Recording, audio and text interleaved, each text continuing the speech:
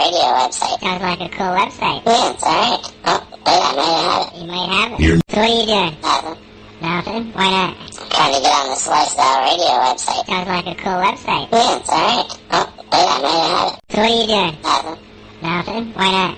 Trying to get on this Lifestyle Radio website. Sounds like a cool website. Yeah, it's alright. Oh, wait, I might have it. You might have it. You're listening to Lifestyle Radio. The opinions expressed during this show are those of the individual participants and do not necessarily reflect the opinions of their associated organizations or Lifestyle Radio.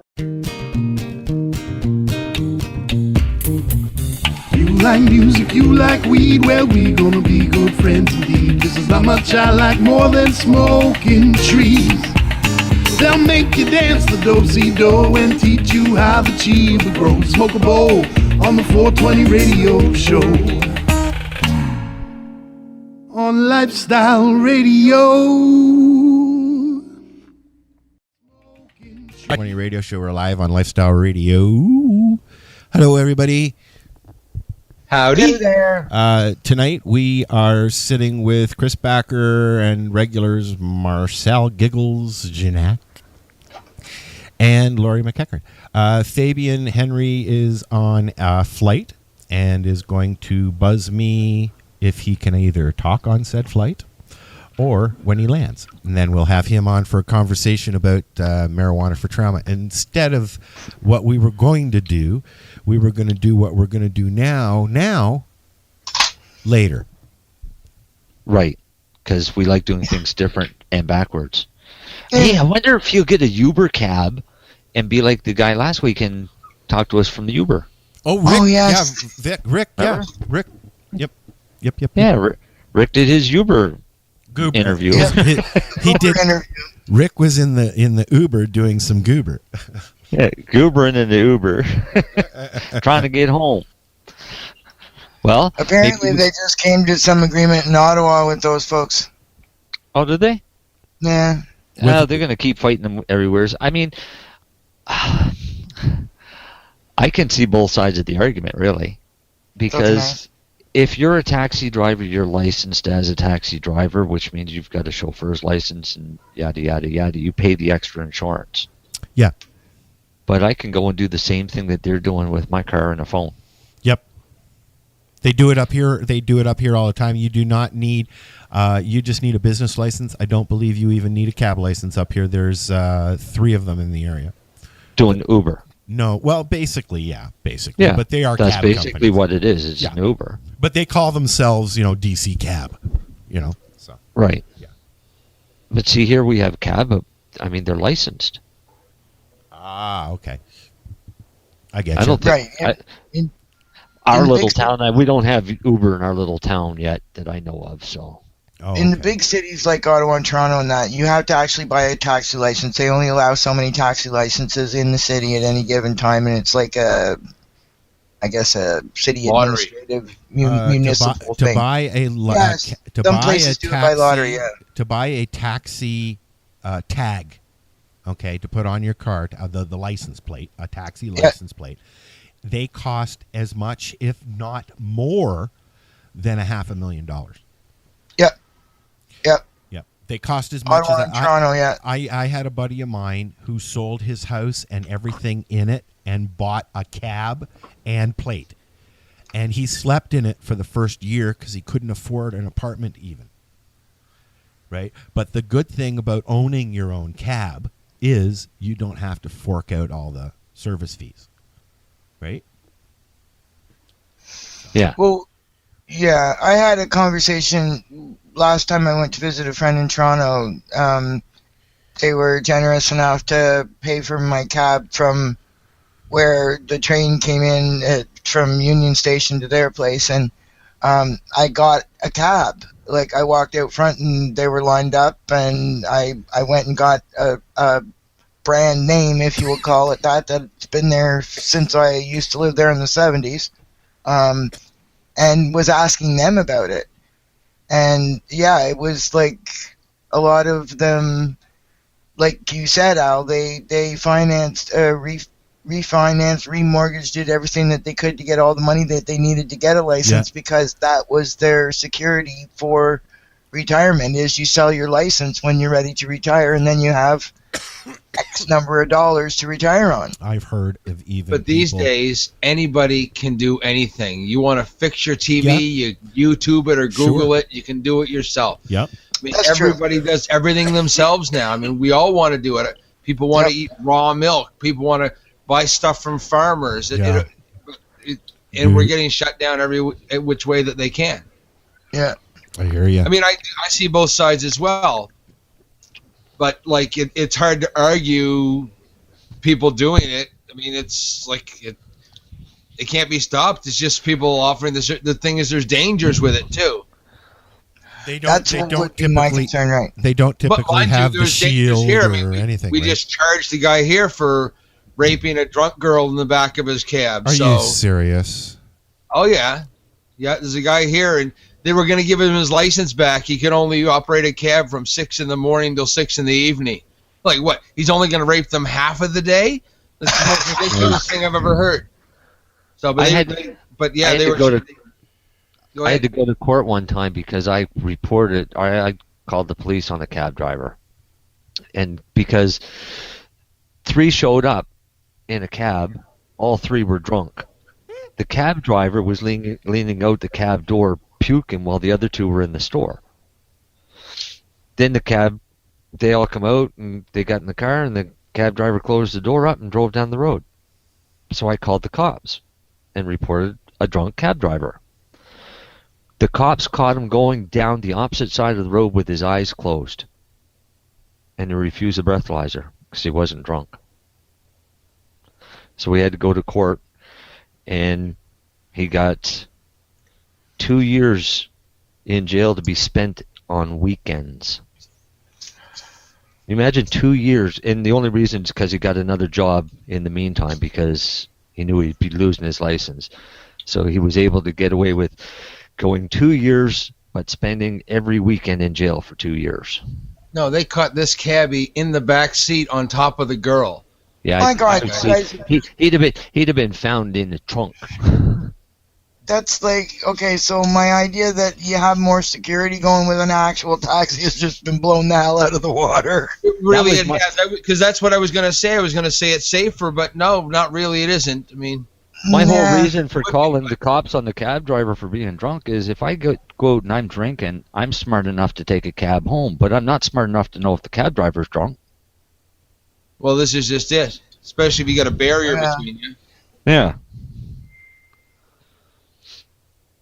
I don't know. People shouldn't drink and drive anyways. It's bad for their health. They should smoke cannabis and drive. Bad for everybody's health, drinking and driving. Smoke marijuana and fly. Yeah. Huh? What?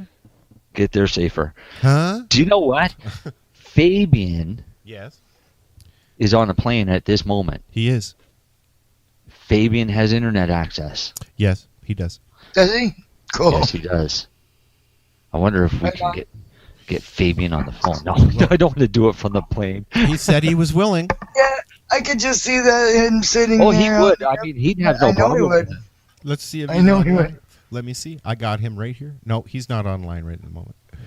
That's hilarious. He said if he's got reception on the plane, he's game. I was trying to figure out if I could join you from the concert next week, but I'm thinking it'll be kind of loud on my end. Too loud, yeah. But we can turn you down a little. He said, otherwise, I will message you as soon as he lands. So, I mean, he's on his way to Toronto to I don't know, for some reason. And no, I mean, I just had him sharing my post a minute ago. Yeah, me too. So I figured he must be. How long? Maybe he's listening to the show. Flight? We should stop talking. We're sorry for talking about you, Fabian. Yeah, sorry, Fabian. In case you're listening. Yeah, we're really sorry. Let's see. Are you listening? Are you? Yeah, there you go. What are you doing? Typing to him on the air? Because I mean, if he has access to text, maybe he can play the show for everybody on the plane. That'd be cool. Yeah. I was just telling you about. I've actually had a show. I've actually had a show do that, Lori. They did a live game kind of thing where one of the guys was playing The name of the game, I think, was Guess the Porn Movie, or Guess the Porn Star by the Moans. Guess the Porn Yeah. Star. So he's listening, and the guy You sitting. can play that with tennis stars nowadays. The guy sitting beside him got upset, and he ended up screaming at him, "Do you fucking mind? I'm on an international radio show doing a live fucking interview." And of course there was the marshals and all kinds of shit on the air. Just didn't go over well. No, it didn't go over well. So tonight, eventually, hello people in the chat room. Fabian Henry will be joining us. Fabian Henry is an individual who is a veteran of the Canadian Forces, and now he spends his time helping other vets obtain cannabis and other support that they need because it's needed. A lot of them suffer from PTSD.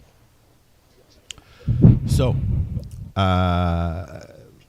otherwise you're going to sit here and listen to us babble.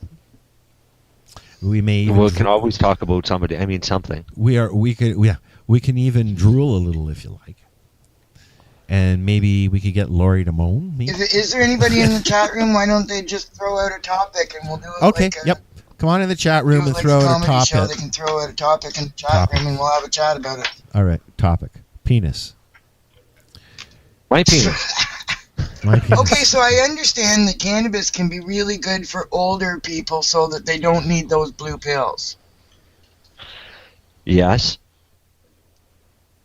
In several different formats, yes. Ingesting, smoking, or so there's a topically. topic.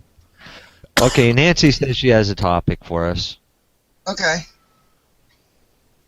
But it may take us a while before Nancy tells us what the topic is. All right. Why? Does she have an issue typing? Well, I don't know. Or she just being coy. Just being coy. It could be either, yeah. You never know. We'll discuss anything here. We're not shy. No, God. Is there a time when cannabis oil is not good for you? Okay, good question. Yes, when you're dead. It won't do shit if you're dead. Some people might be healthy enough they don't need it. Come on, let's be honest. This is true. I mean,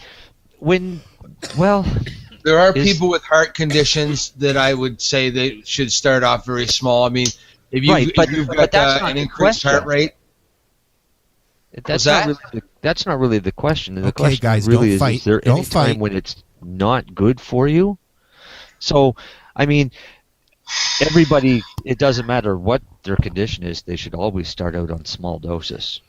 Right. Just as a given.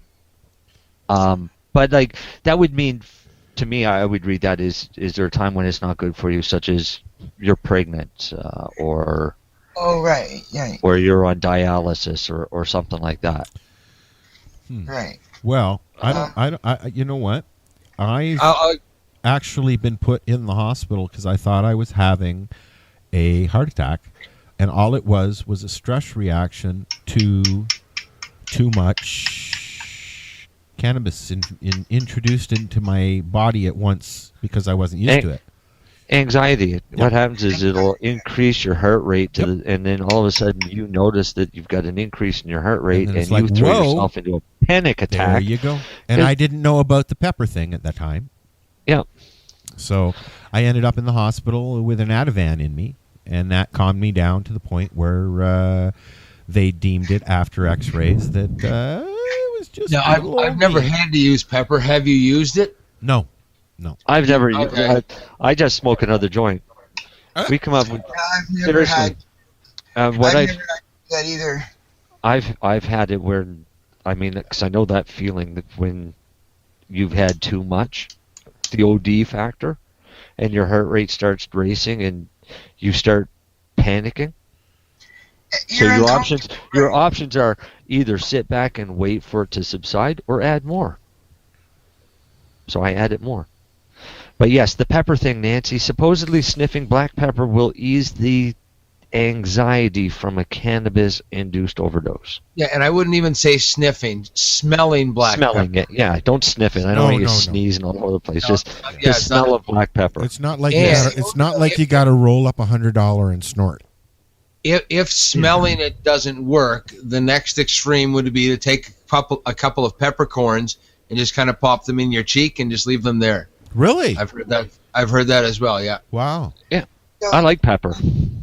So I mean, I've never had to do it, but I've recommended it to a lot of people, and I've never had anybody come back and said, "Hey, Chris, you're full of shit." Okay, so question. Do you know what I normally recommend is Pink Floyd Dark Side of the Moon. Yeah, that works too. To me, it's an ultimate one because it takes your mind off of it because there's so many hidden sounds that you got to listen for. Could I ask a question on this? I think mechanism there. That's exactly what it is. There's a couple of dietary supplements that people can take as well. I guess one is Cipromax or Cyclomax or something like that. It's whatever it's called. You take it, but it's a cannabinoid inhibitor is how it works. So I mean, you're kind of really defeating the purpose. Exactly. Sorry. The whole idea is don't take so much that you throw yourself into a panic attack to begin with. Exactly, but it's one of those things when you're trying to find that level. Yep, that's exactly what happened with me, Chris. You're going to hit it. Everybody hits it one time, but you should be just barely hitting it. I will hit it. It only takes one time for you to realize it. Yeah, I won't do that again. No, I don't. I did not enjoy that. But then I've always said, like, with the first time you drank too much. It was horrible, and you went, "I'm never doing that again." But you did. So why does everybody turn into a pussy when it comes to this? I'm not a pussy. I'll do it Your again. first cigarette wasn't good. You didn't enjoy it. Yeah. Okay, but you stuck with it. Stick with 44 years. Quit. Bunch of pansy. Get over it. That first shot of heroin, it hurt like hell, but you stick with it. I get it. When it's too much, it's too much. It's like drinking too much. It's horrible. But like I drank again. Yeah, and again, and again, and again. And there was another time that I did it again. Hey, and then there was that time I'd say I'd never do it again. One time off of tequila and said I'd never drink it again. Yep, there you go. I died once off of tequila. Actually, literally, I know that I was dead. And can you drink tequila again? Oh yeah. Yeah, it took me a good 10, 15 years before I was able to do it, but I did it. I enjoy a couple of beers and a doob. I used to sit down. I take a 40 with me or Ryan. Just that would be my drink for the night. And I can't do that anymore. There would be no reason for me not to use tequila again. It wasn't the tequila's fault that I was stupid. No, that was my fault. It was somebody who was just being stupid. I was the same way. It was me that was stupid. Yeah. Gin makes me stupid. Nobody else. Tequila was predictable. It did exactly what it was supposed to do. Yeah, it made me stupid, crazy, put me in the hospital. Yep. Job done. Exactly. Well, same thing with any of the issues with cannabis. Like, the cannabis is not the issue. It's the usage of it by the people that had the control of it, right? Yeah. Because if you get to that level in cannabis use, you go to sleep. Yeah. Exactly. That's my whole theory of adding more. If I get to that point where I'm starting to panic, I'll add more to put myself to sleep. Wow, man. Wow. Just fucking wow. This is such a deep conversation, man. All right, Harry's got a question for us. From okay, Harry, shoot. How many grams do you guys need on an average day to function in your everyday life? Forgive me if this is too personal of a question. No, that's not personal. We talk about that shit all the time, Harry. I'm licensed for 3 grams. And Lori, what are you licensed for? 12. And Marcel? Here you go. Wait 1 second. Here comes the big number. What are you licensed for, Chris? I'm 10. I'm 30. So there you go. Yeah. The average license now. You need more and more every day, and the thing is, Harry, you likely don't need more and more every day. You're just not recognizing the difference between high and relief. In Canada, Harry, the maximum license that you can get in Canada under the MMPR system is 3 grams unless you're dying, basically. Right? Yeah, extenuating circumstances, I've heard up to 5. Yeah. Yeah, I'm but not that under was the for somebody MMPR. that's got, that was A? I'm not under the MM. I'll never neither be am I. under the MMPR. Oh no, that I was saying the highest I've heard of somebody being authorized under the MMPR was for 5 grams a day. That's the maximum that you can get. Yeah. That a doctor is allowed to give you, I believe. Well, because they're going on that 150 gram a month limit. But Veterans Affairs will pay for up to 10 grams a day. Right. But Yes. they're not. The patients aren't allowed to have it. I wanted to talk I don't know. to Fabian about that. This was somebody that went to one of those clinics. I know people that are going and trying out all these different clinics, okay? And then feeding information back to me. I get my license changed to 30 grams of hash per day. Ooh. Wouldn't that be nice? Ooh. Yeah. That's 300. That's 300 grams a day. It just tastes so much better. The highest what was the highest I was aware of? I think was 80. I was through Dr. Kammerman's, I was at 12, but that never went through. I know one patient who has 100. I know one that was 85, and they actually got. Harry says, Marcel, do you need all those 30 grams every day? Now say no, and then he's going to say, can I have some? Harry, the answer is not anymore. At one point, I was using over 50 grams a day. Now, here's a question that I have for you on that. Now that you've said that publicly, if somebody said blah, blah, blah, blah, blah, blah, and he's blah, blah, blah, blah, blah, blah, and he's not blah, blah, blah, blah, blah, blah, could they drop you, or is that only between you and your doctor at the present time? What, claiming that I'm not disabled? No, could they drop you in, like you're saying that you're not using that much. So can they drop you knowing that? No, not now, because mine is under the MMAR and it's locked in, baby. All right, good. Yeah. Good because stuff. you might not need it. Like I'm 10 a day, but when I'm not feeling bad, I don't use as much. I mean, I could use sometimes a gram a day or 2 grams a day, and I'm fine. I don't need it. You know what? I can't go that when low. I feel terrible. I mean, I'm over 10, but I'm allowed to. My issue is that I'm not able to get past that plateau to feel straight enough to kind of conquer life because I know I don't have enough. I used to be much worse off than I am now, so I was going through a lot more cannabis than I am now. Once I started figuring out how to make it work, and then I started getting better, then I was able to reduce back what I consumed. But even though I was licensed for 30 a day, some days I might use 15 or 20. Other days I might use 50 or 60. It just depended on the day and how much. You're also cooking. Everybody's different. You're also cooking with it, though, right? Pardon me? You're also making stuff with it. You're using concentrates as well.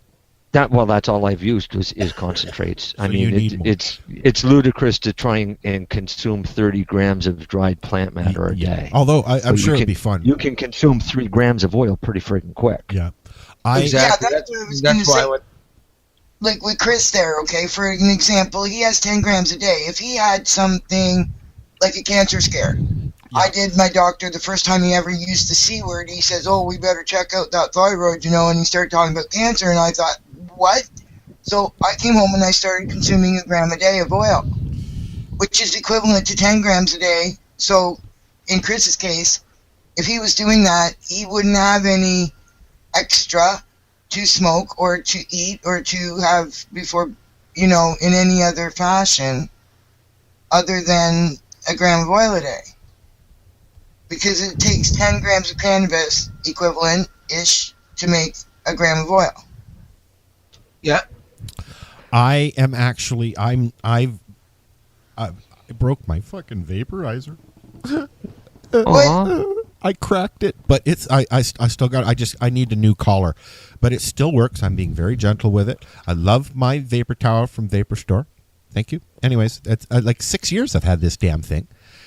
But what I'm getting at is I can actually get through a day on my allotted 3 grams if I'm using my vaporizer, because I actually have it set so that I can sit here for an hour. Like I'll use one bowl full for a whole show.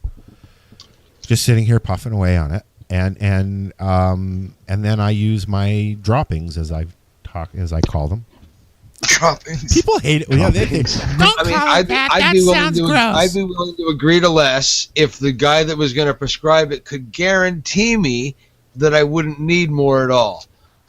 Right. Okay, which is bullshit. So Yeah, nobody's going to be guaranteed that. right. they're I gonna mean, so need what? less.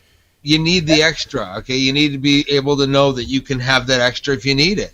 You don't need it all the time. I mean, Well, that's the thing, and I find with the vaporizer, Chris, I don't need it all the time. I can sit here and watch a movie and puff away on it, or I can go away because I'm not like, I want to play video games, man. yeah. I mean, every time you buy a case of beer, you don't drink them all every time. Exactly. Well, I used to. So listen, guys, I want to change the subject. Every time you do, and sometimes you just want one. Right? So- The case of change. beer. No, the case of beer was what you had before you went to the dance. Yeah, But you get my point. I mean, that's- sadly, when I used to drink, I'd bring home a dozen a day, and I had to drink the dozen a day. So, but Yes, because yeah, it's cannabis isn't blasphemy like if you that. don't. Cannabis isn't like that, though, and I think that's one of the huge things that makes it so different from pharmaceutical medicines is that when you're on pharmaceuticals, they tell you have to take it all the time. You need this many pills this often every day. And if you has miss to be the it, same, you know, whether you blah, feel blah, good, blah, whether blah. you feel bad, whether you're dancing or you're in bed, didn't matter. You had to do the same thing all the time. And this way we can tailor our treatment to the way we feel. Puff, put it out. Yeah. Yep. I was talking about that, and I can't remember with whom. Just recently. The more you eat, the less you need to smoke. I mean, that's one of the first things. So. Oh yes, for sure. Well, I'm finding also, I'm not getting the munchies as much from the vaporizer. I wish I could say the same thing. Don't get the munchies. I know. I don't ever. Because when I smoke a doobie, 5 minutes later. Man, I'm gaining weight because I'm getting lazy because the weather's so shitty. But Yes, I got winter weight. Yeah. I call that winter weight. I got a spare tire here. I'm going to change the subject. Because I got a gift today from my pal Marcel. So there's going to be a lot of plugs for this little unit of mine because I'm planning on having some fun, and I hear they're really good. So you're going to find out if they're really good enough. I got a magical butter machine. Now and then they have contests, and Marcel, being the nice guy that he is, goes and jumps in there and steals the contests away, but then he donates the prize. So thank you, Marcel, for that, because I'm like giddy like a schoolgirl over here. And I've got the book I got the book here, and I just wanted to go through it real set. It's always a better show when Al's medicated. Oh yeah. yes, yeah. And now he can do his own medicating. Now I'm gonna have some fun with this stuff. So if anybody has any really good recipes, post them on our wall at 420 Radio Show. Because he's also going to need cannabis. Yes. So if you have some really good cannabis, send that to him as well. Yes, and I'm going to need some alcohol. You got to have something to put in the machine. I'll need some alcohol, and I need at least 190 proof. If you got some of that, I'll take some of that too. Yeah. Or a grain still. Alcohol. Grain alcohol would be nice. If I could borrow a still from you, that would be even better. Some lights, maybe a tent. Yeah, that's Anyways, that's hilarious. I'm seriously looking forward to this. I hear these are very, very good units, and you guys are about to get a really good review. If it's good, like probably a lot. So if you get all those things that you hope for, I'll take all your finished product. All right. No, the idea is for him to have some finished product. You know what? I really like, guys. The one thing that really intrigues me about this, because I've watched a few videos and stuff like that beforehand, and I could literally throw a quarter in here and make some butter, and then bake or make something to eat or something. And for me, having ADHD and pain and depression issues, I don't want that heavy indica, whoa, man, all the time. I can get that on my own, thanks. All right. Just give me 2 days without any cannabis on the couch, and I'm like, I can't do fuck all. So I'm hoping that this will, enlighten me. Well, it all depends on the strain that you use. Of course, but I also am learning enough about strains to know that what will work for me. Right. And that's what everybody has to do, and it's going to take the biggest amount of time is for people to figure out. It's taken me 8 years to figure this out, man. I mean, I've been sitting here for 8 years talking to people like you and Lori and my other fine co-hosts there that I've had over the years, which, please forgive me, I'm not going to mention because I can't remember them all. But I mean, I've been learning a lot because, and that's that. Like I learned from you guys. This is me learning because I can't read that well. So this is me learning, right? Well, and hopefully the listeners too learn something new and interesting every week. Yep. So that's why I figure, like each one of us. So here's some hints and tricks for your machine before you do your first batch. Yes. Okay. Go ahead. Decarboxylate your plant matter in the oven. I'm on that page right now, and I can give you some details. How shall I do that? Al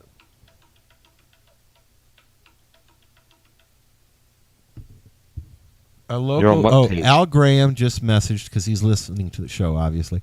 Local friend says he's at 6 grams on the MMPR. Well, that's interesting to know. There you go. So the MMPR may not have a limit of 3. They may not. Yeah. Thanks, Al.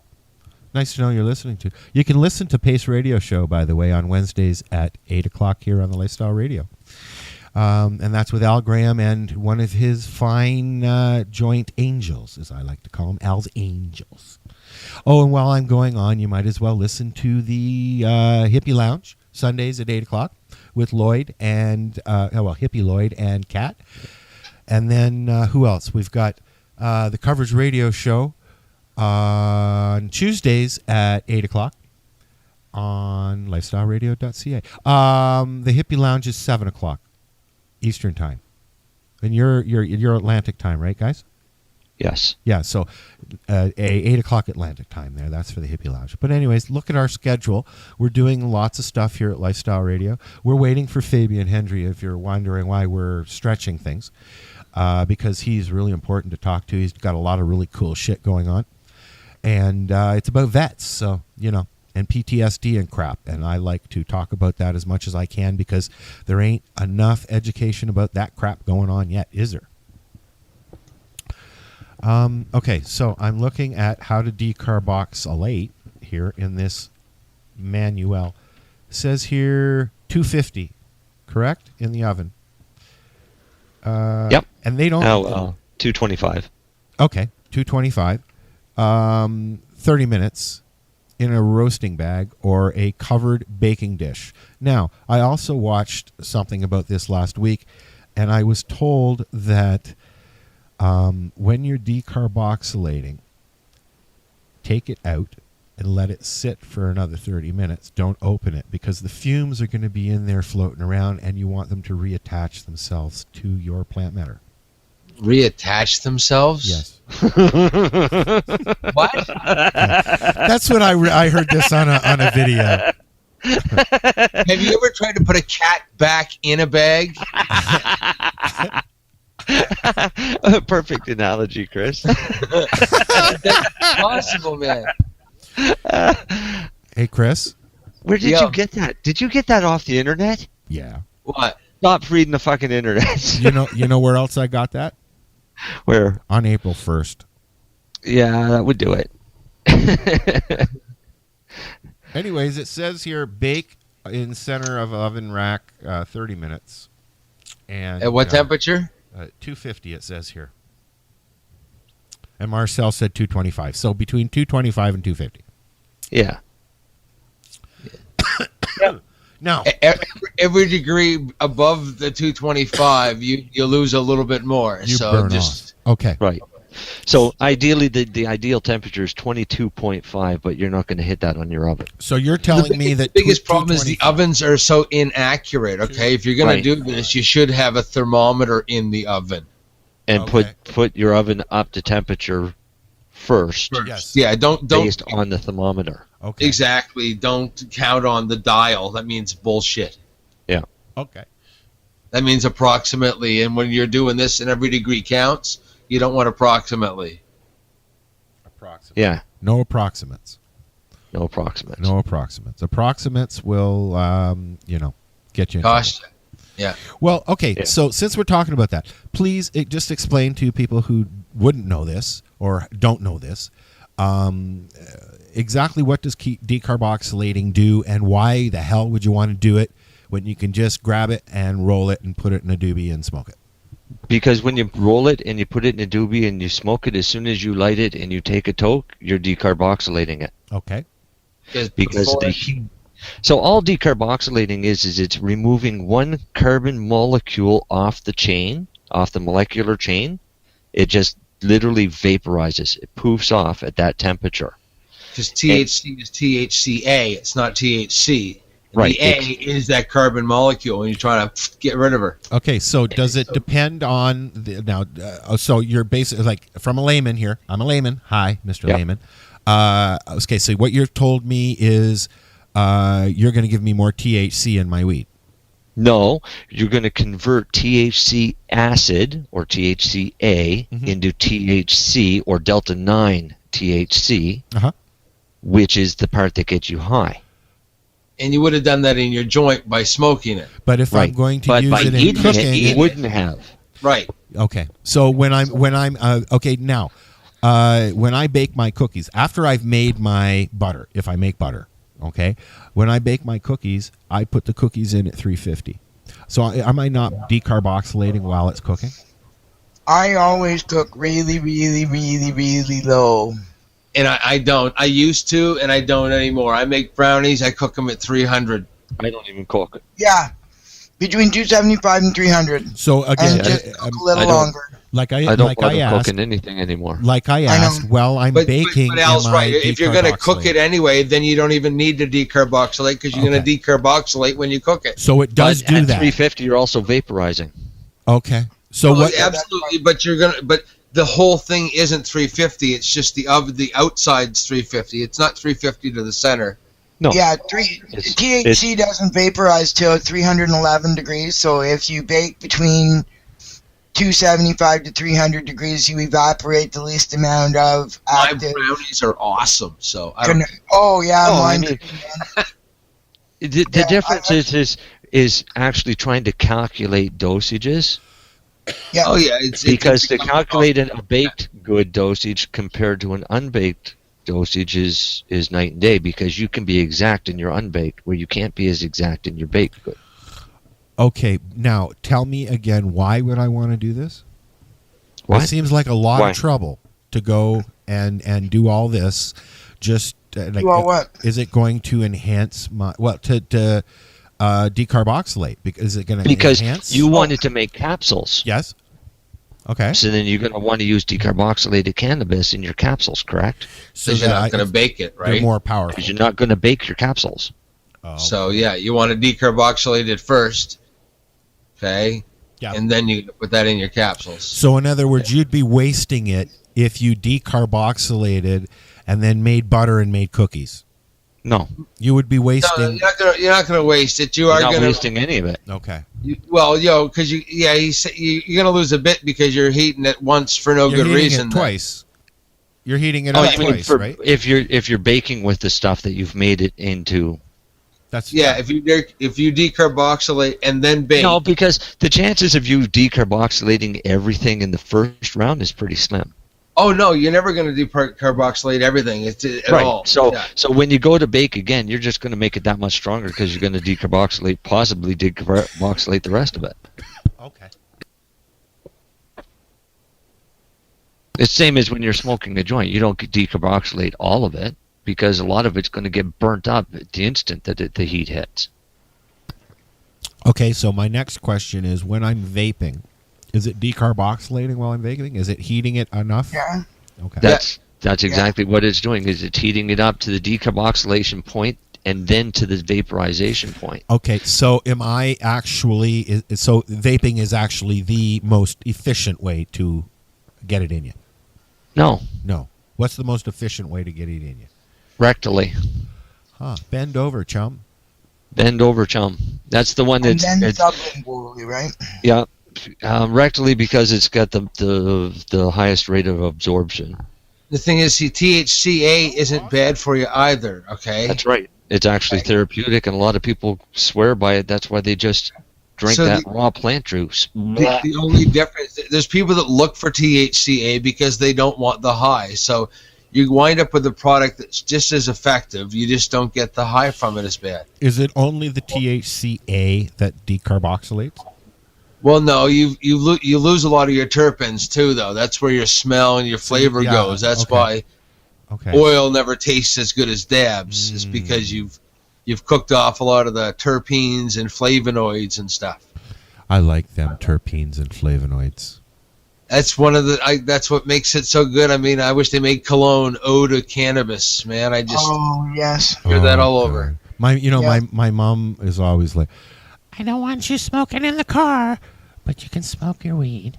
She loves the smell, right? Well, so she won't let somebody smoke a cigarette around her, but she'll let somebody smoke a joint around her. Is what I'm getting at. Vaporizing specifically with a closed system like a volcano makes a huge difference because the flavonoids and terpenoids caught in that moist vapor, to me that's the only way to really appreciate all like the bouquet of the cannabis. Yeah, if you decide to decarboxylate, okay, and you decide to open up the oven because the THC doesn't go back to the plant, I would stick my head in the oven and inhale rapidly and quickly, and enjoy it to the best of your ability. Okay, so that's the best way to get rid of that. All right. That makes sense, and thank you for answering those questions because, hey, it's cool. I like that shit. That's what I do. I know it looks bad to be on your knees with your head in the oven, but it's never mind. I'm not going there. I'm not going there. Al Graham just came into the chat room. That's the other Al. He's found a way to get in. I'm going to figure it out with him. He's going to tell me how to do it. He has found a way to get into our chat room here at Lifestyle Radio via his mobile and using the Tiny Chat app, because that's the chat room we use. So maybe if somebody else who's listening on their mobile wants to try it, you come on in the chat room. There you go. This is the 420 Radio Show. It sure is. The radio show. We're waiting around. We're what? On with the show. This is it. We're just hanging out today because right now, anyways, because we're waiting for Fabian, who's somewhere probably in the air around what? Where do you think? Ottawa, maybe? Wave to him, Lori. I'm somewhere's over the St. Lawrence, anyways. Wave to him, Lori.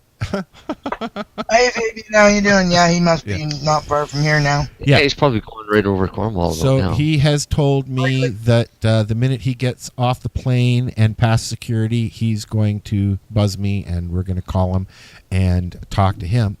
It'd be better to do it through security, though. Yeah, it'd be funner for us. Especially if we're on speaker, because then we could demand a strip search. We know he's carrying something. Like I think what? You can't talk to him like that, especially when he's been drinking. That's right. Oh, lucky devil, I bet he's got labels on his medicine. That's hilarious. That's hilarious.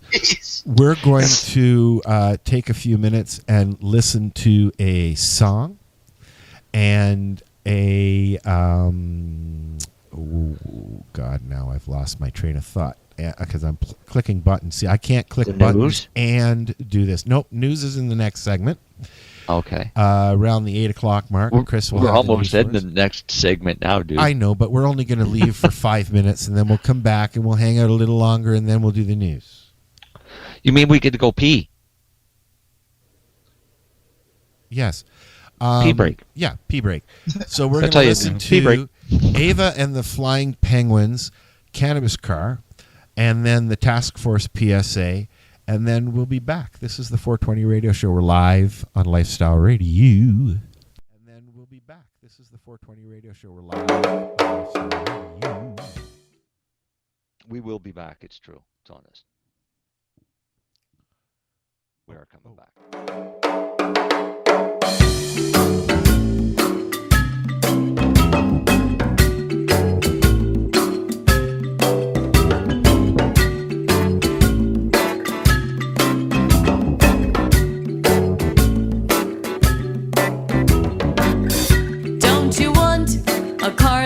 runs on cannabis? Don't you want a car that runs on cannabis? Don't you want a car that runs on cannabis? Don't you want a car that runs on cannabis? You got a nice guy. You got a nice wife. You're working hard for your money. You got to save to survive, but the gas prices never cease to rise. Don't you want a car that runs on cannabis? Don't you want a car that runs on cannabis? Don't you want a car that runs on cannabis? Don't you want a car that runs on cannabis?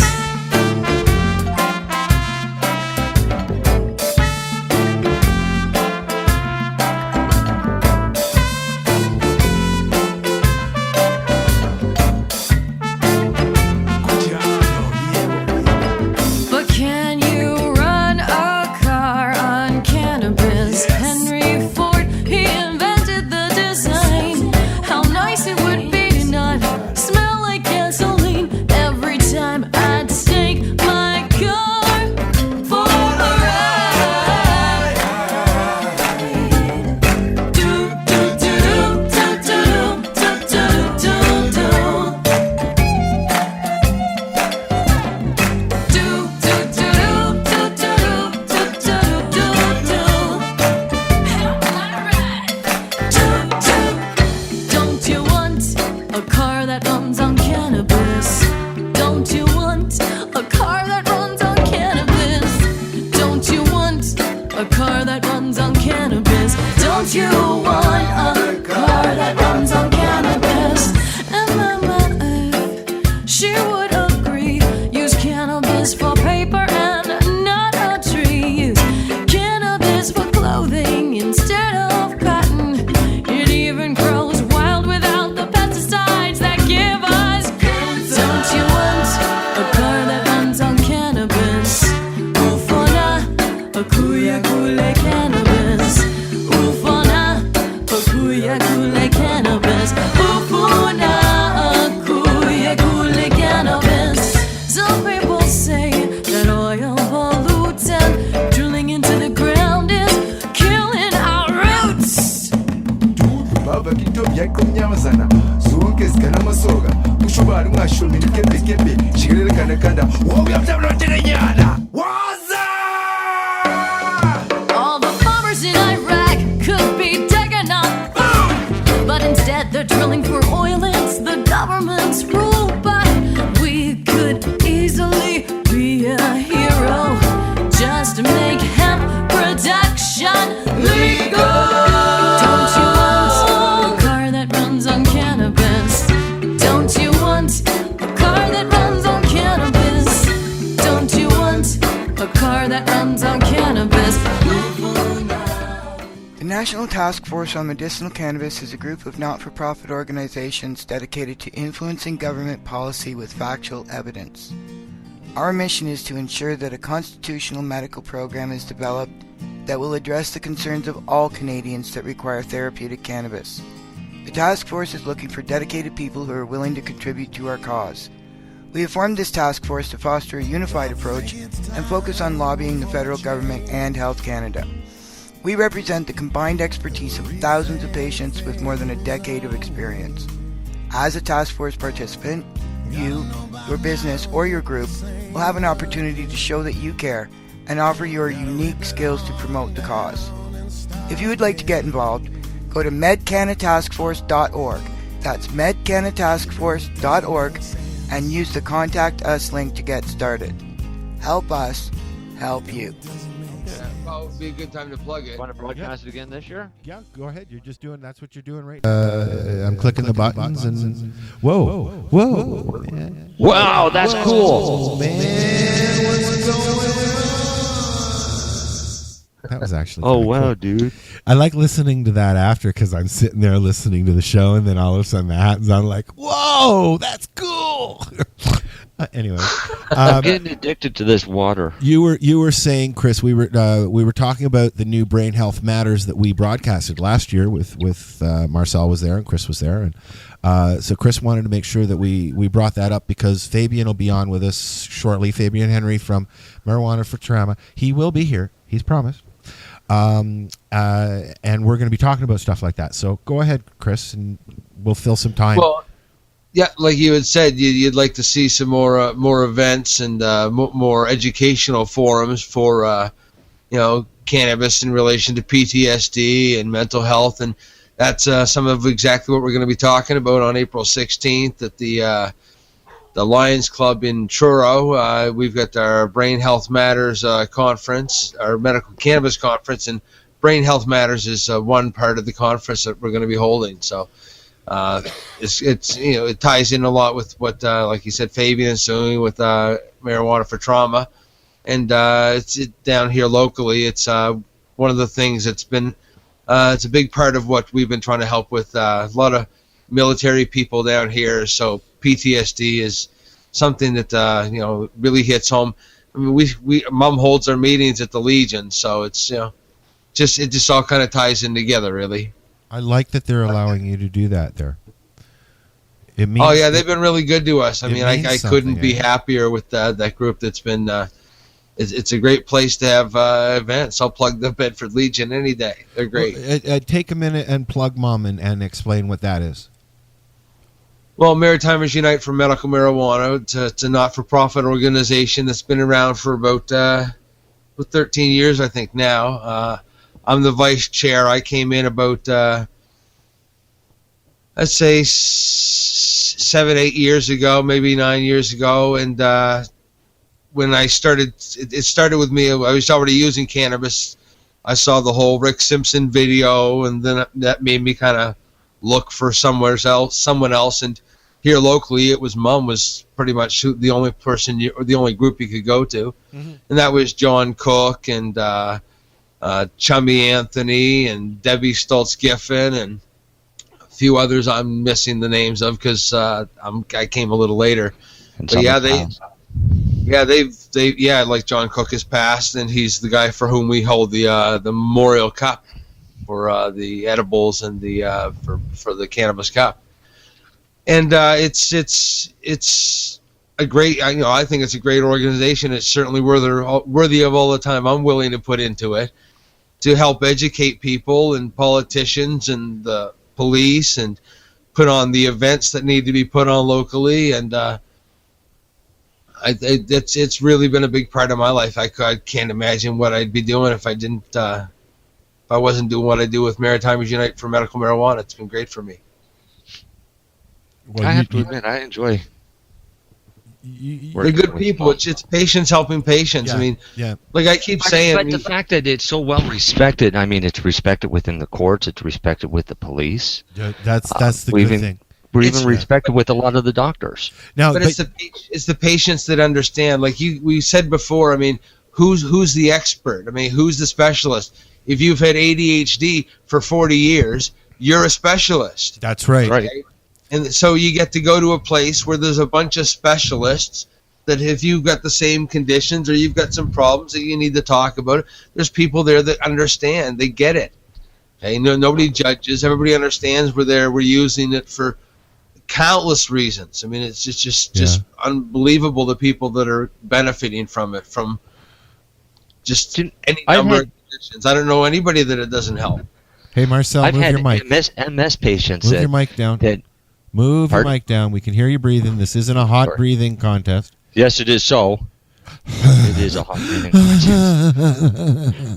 No, I've had MS patients that said after they've spent an hour with me, they've learned more from me in an hour about MS than they've learned from all of the doctors over years. That's because doctors are we've talked about this all the time. Doctors are experts because they read a book. Because they're practitioners. They practice what they've been taught. We've lived it. That's right. There's the difference. Exactly. Just We're like the experts. I had this argument with somebody else because we were talking about practitioners being your doctor because literally they practice what they've been taught. over and over and over again. It's called a medical practice. That's it's right. Same as a law practice. You try shit until something works. But the issue that I have with that is most doctors don't go back for reteaching, so they only know what they were taught 40 years ago. No, that's they also learn problem. from the pharmaceutical reps that come and shove the drugs onto them. All right, but that's the No, drugs. They're not that's learning not the about problem. cannabis, though. The problem is the fact that you'll do whatever he says, okay, without question. Most cases, most people, most of the population, the doctor says, here, try this. You go, okay. Okay, you don't do the research. You don't know. You don't check. You do what you're told. What the doctor says is really a suggestion. You don't have to use it. You can say, well, what about this? My doctor's my doctor because he realizes that he is my employee. I don't answer to him; he answers to me. Well, and that's the way it should be. Right. Yes. We need to take our own responsibility, is what I'm saying, for our own health. If I didn't take my own, I'd be dead. I had my doctor in Toronto for probably 20 years that I didn't see for 10 years, but he knows because he knows my father. My father was a physician, and he knows my father because he used to send patients to him. My dad's specialty was behavior modification. He's a psychiatrist and a pill doctor. Want a pill? And so when I walked in and said, how do you feel about cannabis? He said, I have no personal feeling about it. And he sent me down to COM because they know all about it. But he didn't. So he wasn't ready to sign. Doctors are changing now. I have a new doctor up here where I live who is progressive enough to say, you want to use cannabis? Sure, go ahead. But please do everything I ask you to do because we want that to work for you as well. But she knows I won't take the opiates. She knows I don't want the pills. She offered me diet pills to combat my munchies, to be honest. And I refused it. So now I got my magic butter machine. I'm going to find a way to combat my munchies on my own. Now, saying carrot sticks. What's celery? Carrots? I don't like that shit, man. I'm not a rabbit. Dip them in cheese whiz. No. Peanut butter. No.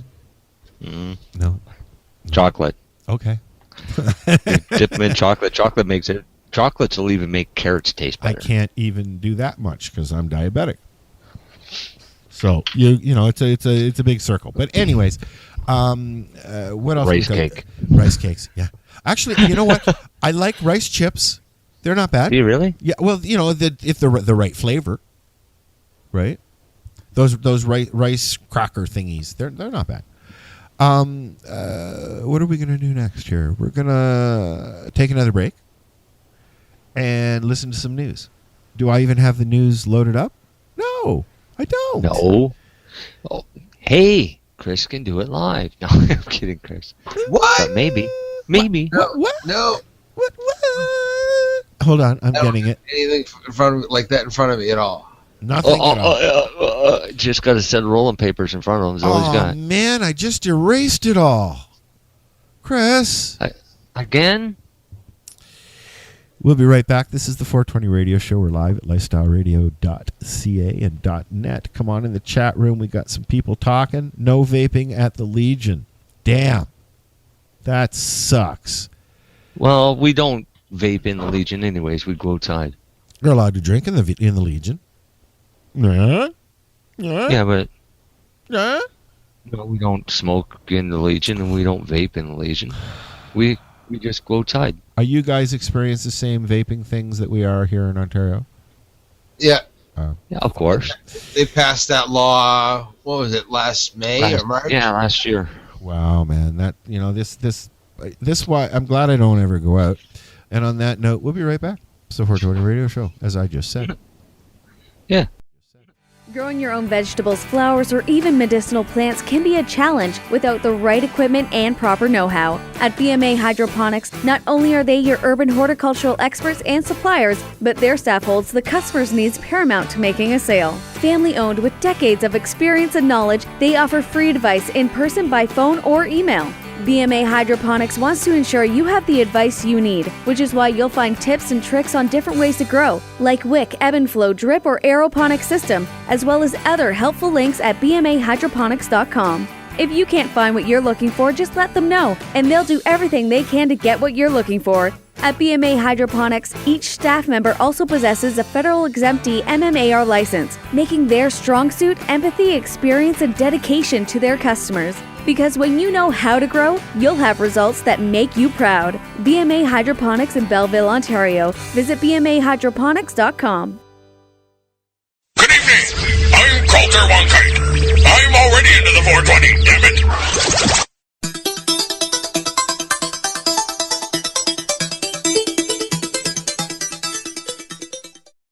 Welcome to the 420 Radio Show. This is Chris Backer, and thank you for joining me for your 420 seconds of news. The New Brunswick government is going to be giving up to $990,000 to Moncton's medicinal cannabis company Organigram through payroll rebates. The funding, announced on Wednesday, will be distributed over 3 years and help create up to 113 jobs, Premier Brian Gallant said in a statement. Organigram's expansion plans are based on dramatic growth in the number of medicinal cannabis prescriptions and the anticipated lucrative market for recreational use, given the Trudeau government's plans to legalize cannabis. Our industry has the potential to become a once-in-a-generation opportunity for growth and economic development as we move towards a recreational marketplace, CEO Dennis Arsenault said in a statement. So they're talking about growth based on cannabis prescriptions versus growth and economic development as they move towards a recreational marketplace. I see a conflict of interest there and patients being left in the wake. A new billboard will be going up in Ottawa to call on Trudeau to stop arrests for cannabis possession.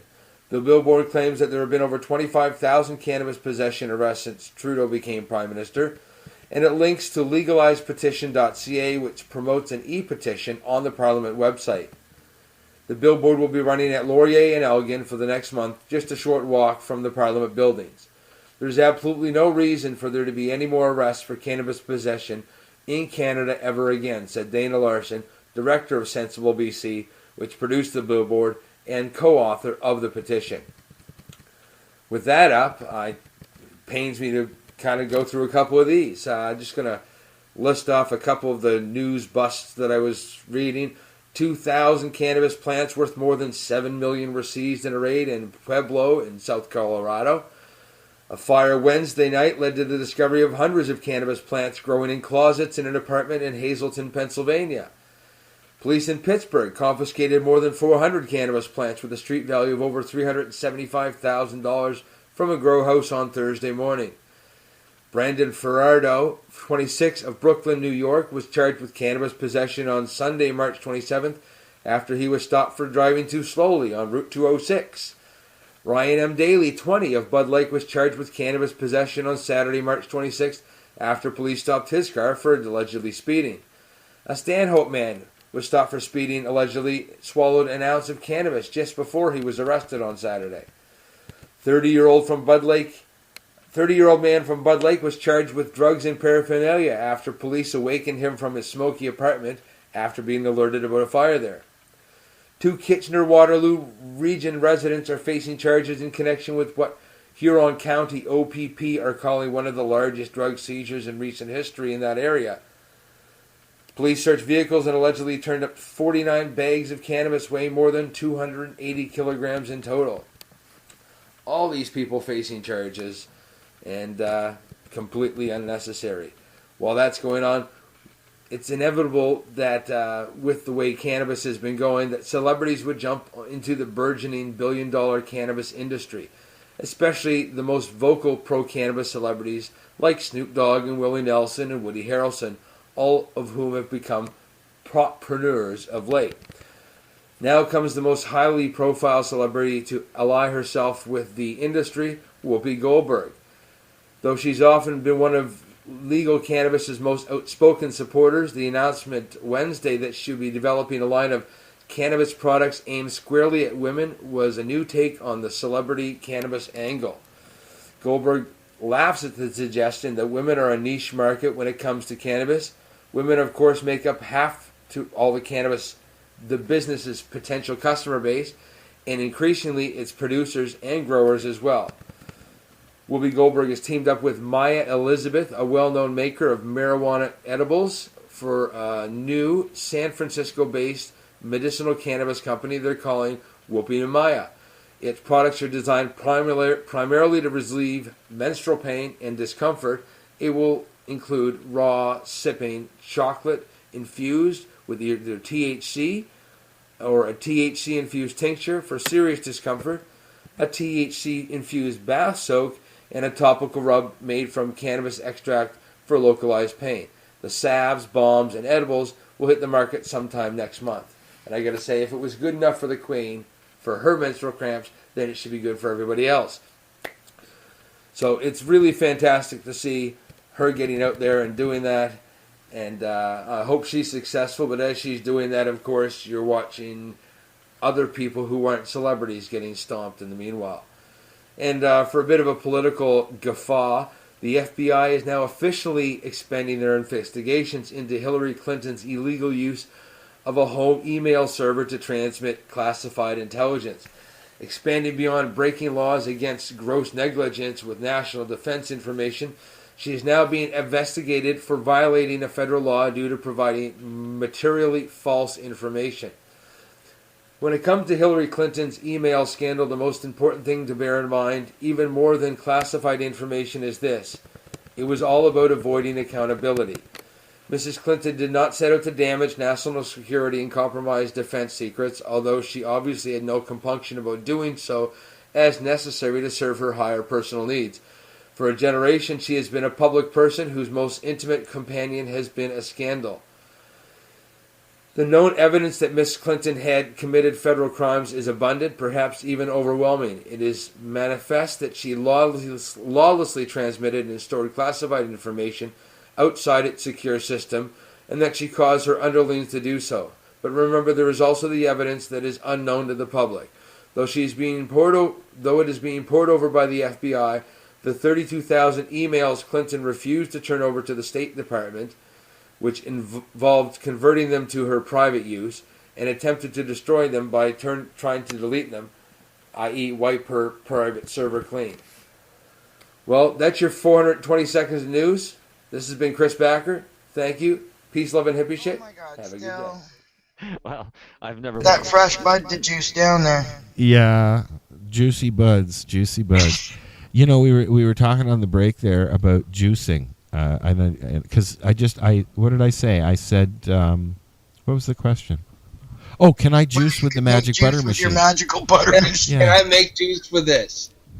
Yeah, can I? What juice do you want to make? I don't know.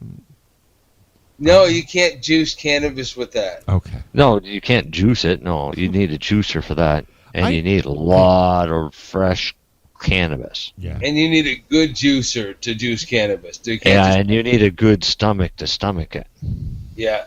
Because it's gross. Yeah, I know. I know that. So, I mean, I've put some pretty disgusting things in my mouth, but that one's right up there is really, really, really bad idea. I couldn't imagine. I'm not.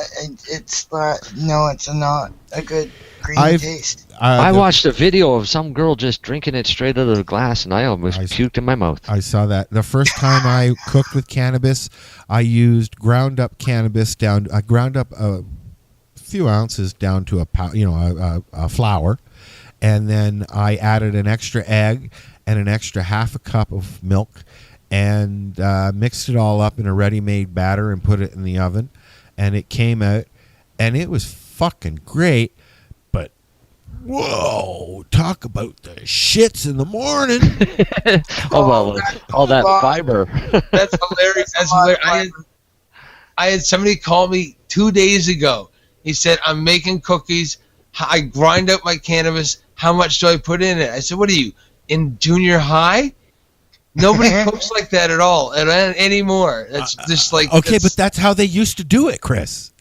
Yes, but it's wrong now. I know it is. Much better way to do We're it. talking 15 you eat it years that way, ago. There's cannabis all through your teeth and everything. Yep. I will tell you. I suffer IBS. I could never imagine what would happen if I ate something like that. I have Crohn's disease. I feel you. I'd rather eat a broken light bulb. Oh yeah, It would be healthier for you. Oh yeah, have you looked at ground up cannabis under a microscope? It looks like little shards of glass. I would rather eat a broken light bulb than raw cannabis. There's no way. It has to be in an oil. It has to have run through about 40 coffee filters before I'm willing to put it in my mouth. Who is it that promotes using full raw cannabis? Who is it that does that? I can't remember. There's somebody out there in the community that promotes that. Like eating fresh flowers? Raw. If you can get it down and you can stomach it. But you can't really stomach it. You're not a cow. You don't have multiple stomachs to digest all that fiber. But that's when you juice it, you've taken most of the fiber out. Right, but if this guy's eating whole flowers, like whole buds. One of my very first mom meetings, I will never forget it. One of my very first mom meetings, there was a guy sitting at the back wearing a great big trench coat. And I looked behind me. Every once in a while, he popped something in his mouth. I thought he was eating popcorn. He had a great big bag of cannabis on the inside of his coat. He's just eating their buds like that. I couldn't believe it. He must have had a stomach of iron. Wow. That's like that in the news segment, the guy that ate the ounce of hash before he got busted. Oh, yeah. If you get busted, he should get a fucking medal. I couldn't get that down. I need like 12 liters of water. Oh, man. No. No, it just wouldn't happen. Take me to fucking jail first. That's just wrong. Really? Yeah, that's like that YouTube video that was going out, them arresting a guy. They're handcuffing him against the hood of the car, and they pull this cheat list out of his pocket, and they put it on the hood in front of him. He leans over and he eats it. Yeah, what are you going to do, right? Wow. I saw that video. That was awesome. That's freaking hilarious. Yeah, I got a joint back there. You should set that in front of me, too. Yeah, really? But I could never get an ounce down. Not a chance. No. I mean, I've eaten a couple grams of hash when the lights come on, but... Oh, yeah. Well, I could just that's swallow really that. tasty. It's easy. No, I just chew it up, and it's tasty. I like that, but... No, there's no way to be eating an ounce of bud. Nope. But even eating hash would hurt my stomach, so... Now I'm getting people There's still too much plant matter in hash. Well, that's it. Like, I have one of those little machines to make capsules, right? So, I guess initially it was meant to do dried, powdered stuff. And I tried doing that previously, and even the amount in a couple of size 0 capsules a day, even that much was too much for me. Like, that's a lot of fiber. Oh, yeah. Especially when you have a problem. Yeah. Because, I mean, if you're going to think about, you're going to grind it up, so now you've just concentrated all that fiber. So basically your fiber weight would be the weight of whatever was in your capsule. Yeah. It was not pleasant. I've never done that since. I emptied all the capsules and put it into a batch of butter. I couldn't do it. Darcy sent me a message and claims he is a cow because he likes the taste of eating raw cannabis. Just now, you mean? Yeah. Yeah. Like raw, fresh. Well, he says he's not a cow, but I'm pretty sure if he likes the taste of... Like, yeah, is that raw, fresh? I mean, I could see eating a fresh flower like you just picked it out of the garden type thing. Yeah, I could do that. Buster liked them, too. He'd throw a bud down on the floor, he'd snarl. But I'm not going to dry one and eat it. I find if you just eat a fresh bud right off the plant, it's got like a cucumber kind of taste to it, like a vegetable. I found that one of the best ways to clean all that hash off your fingers when you're trimming is your teeth. Yep. Oh, driving down the street, coming home from the trimming. That's how I get rid of mine. Yep. Yeah, scrape that. Yep. Just chow that sucker down. I think I just ratted myself out. So listen, guys, we're waiting for Fabian. I've got something here I want to play. I believe it's a clip of Fabian from Shock and Awe. Does that ring a bell? It says how marijuana for trauma is helping vets heal, and it's 1 minute and 46 seconds. We're going to listen to that. We're going to talk about it when we come back. So if I just ask everybody to mute their mics, and we'll play it. Okay? Okay. There you go. Sure. So when you take an ego-driven military guy who's trained one way and try to make him mindful, it's very difficult. It takes a lot of practice. Cannabis helps with that practice. There's no prescription drug that I've taken, that I'm sure Chris has taken, that has helped us be mindful. It turns us into zombies. Causes erectile dysfunction, makes you gain weight, can't get off the couch, can't have sex with your spouse. What kind of life is that? They wonder why the divorce rate's so high. A client, Andrew, came into Marijuana for Trauma a few months back with shaking so bad he couldn't hold a cup of coffee. I arranged for Andrew to try cannabis called Avidecal, which is a CBD dominant strain that does not get you high. I could not use CBD and get relief. Andrew, however, vaporized 1 gram of cannabidiol, and in 3 minutes went from violently shaking to completely stopped and able to have a complete conversation. What time are we at, Corey? We're at 3 minutes and 22 seconds. 3 minutes, 22 seconds after using 3 vapor bags from the Volcano and approximately 1.5 grams. Andrew's shaking has stopped almost completely. It's only ignorance amongst healthcare professionals to deny somebody access to such medication.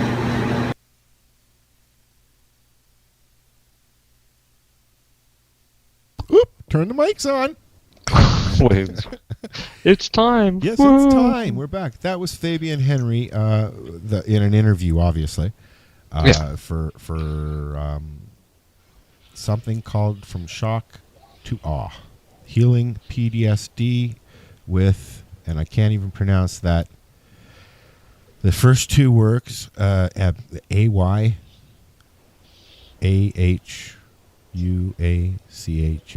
or CSC. Never mind. MDA and cannabis. And Ayahuasca. Thank you. You're welcome. I'm from the hooked on phonics generation. We can't figure that one out. Yeah, so that's about vets. I put that up on our website and on mine, so you can, if you want to look at that link.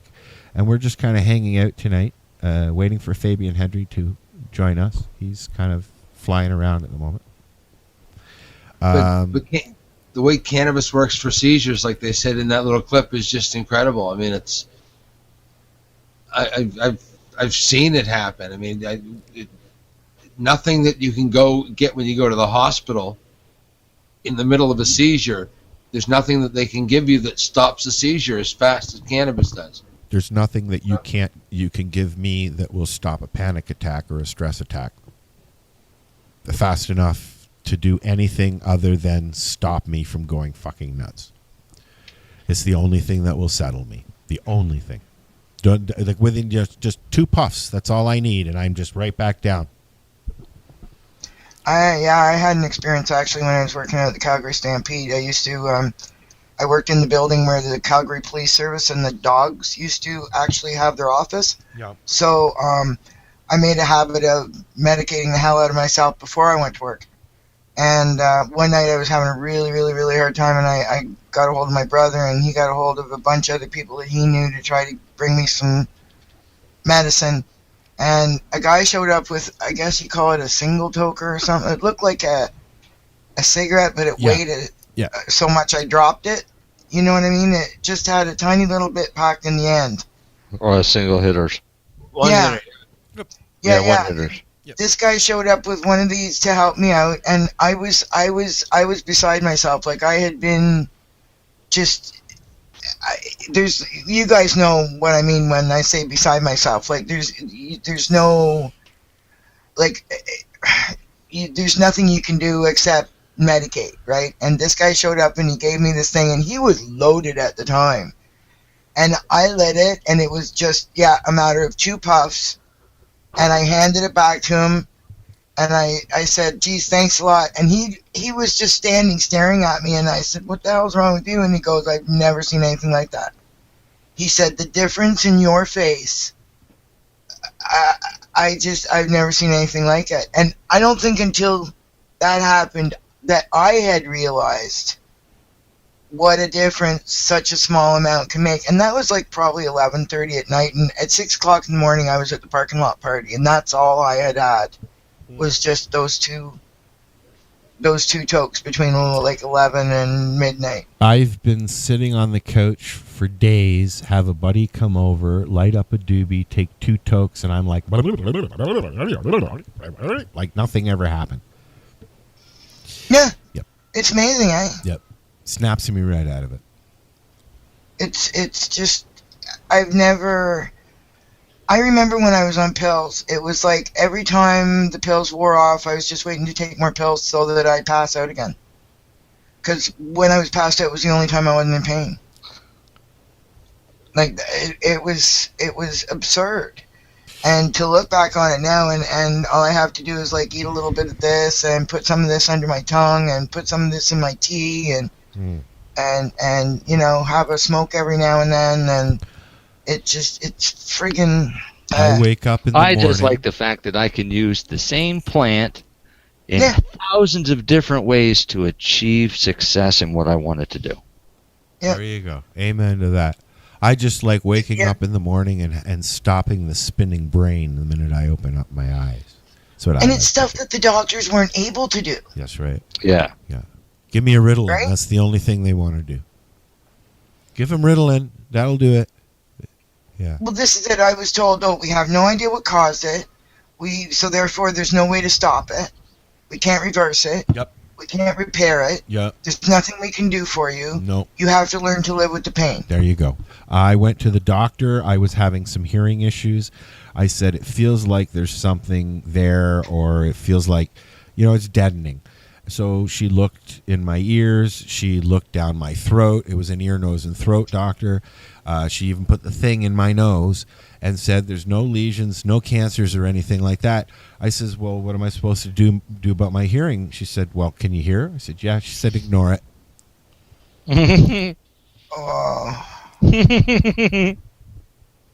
You've heard that before, have you? Yeah. Yeah, just ignore it. Yeah, just ignore it. Well, I don't know what it is, so it can't be that bad. Yeah. Oh, that's like that. Somebody I know was having so many issues. They were just like they didn't know what to do. They had ringing in their ears. They had anxiety, this horrible depression, and I went to the doctor and went to this doctor and then that doctor and then another doctor, and you better not be working, and we'll take you off and we'll put you on this. Put them on SSRIs, which the side effects are ringing in the ears, anxiety, and depression. And thoughts of suicide. Let me ask all three. Suicidal ideation, yes, exactly. Let me ask all three of you a question. Okay. If you weren't medicating with cannabis, do you think that you would be sitting here right now with me doing this? No. I know for a fact I wouldn't. I know I would. I would have killed myself by now. I wouldn't have killed myself. The MS would have killed me long ago. Yeah. No, I wouldn't be here without cannabis. Like right now, my Crohn's isn't doing very good as it is, and if I wasn't on cannabis right now, I'd probably be in the hospital. I'm a firm believer that even though type 2 diabetes is pretty fucking serious. Although people go, oh well, but it's only type 2. It's serious. It's its own animal in its own. But I am a firm believer, and so is my doctor, that if it wasn't for the cannabis, I would probably have graduated to type 1 by now. Oh, likely, yeah. Yeah, because my lifestyle, nutrition-wise, is that of what I can afford, and what I can afford is French fries, hot dogs, and craft dinner. So, unfortunately, until that changes as well, I'm thankful for the cannabis that I do have and that I do get and that people do share with me, because otherwise I think that I might not be here. I might have had a heart attack, blown up and popped. I don't know. But you'll find that if you start eating it on a regular basis, Blown up and popped. Yeah. Well, you could probably look forward to getting rid of the old diabetes altogether. When I was doing that, and when I have means to do that, and I have in the past, I've had people send me enough to, every month. But I don't have that all the time, so that, as I said earlier, I've never been able to get up over that plateau. I'm either getting really buzzed or in a lot of pain because I'm not getting anything. You know what I mean? So I'm not able to get up over that plateau and then just stay pain-free because it's up and down. It's just sporadic. Come visit me for a couple of days. Yeah, well, Yeah, but then, okay, but then I come home. Yeah, then you got to go home. And I got to go home, and it's down, and then back up, and then I get some, and then it's down, and when I don't, and unfortunately, I'd be shy if I didn't say 75, maybe 90% of people who use cannabis medicinally are in the same fucking boat. Not many people have enough to get them through a week, never mind a month. Yeah. No. I was just thinking the number of people that I met 5 years ago, that we met, Chris, 5 years ago. Yeah. That have no access now, who have gone back on pharmaceuticals, who are in desperation at this point. It's so much worse than it was 5 years ago. Yeah, it's pretty crazy. And I just had this conversation. It's like in trying to help people with cannabis. Like if you're helping people in the cannabis community, you need to help one person, or do you try and spread it out a bit, right?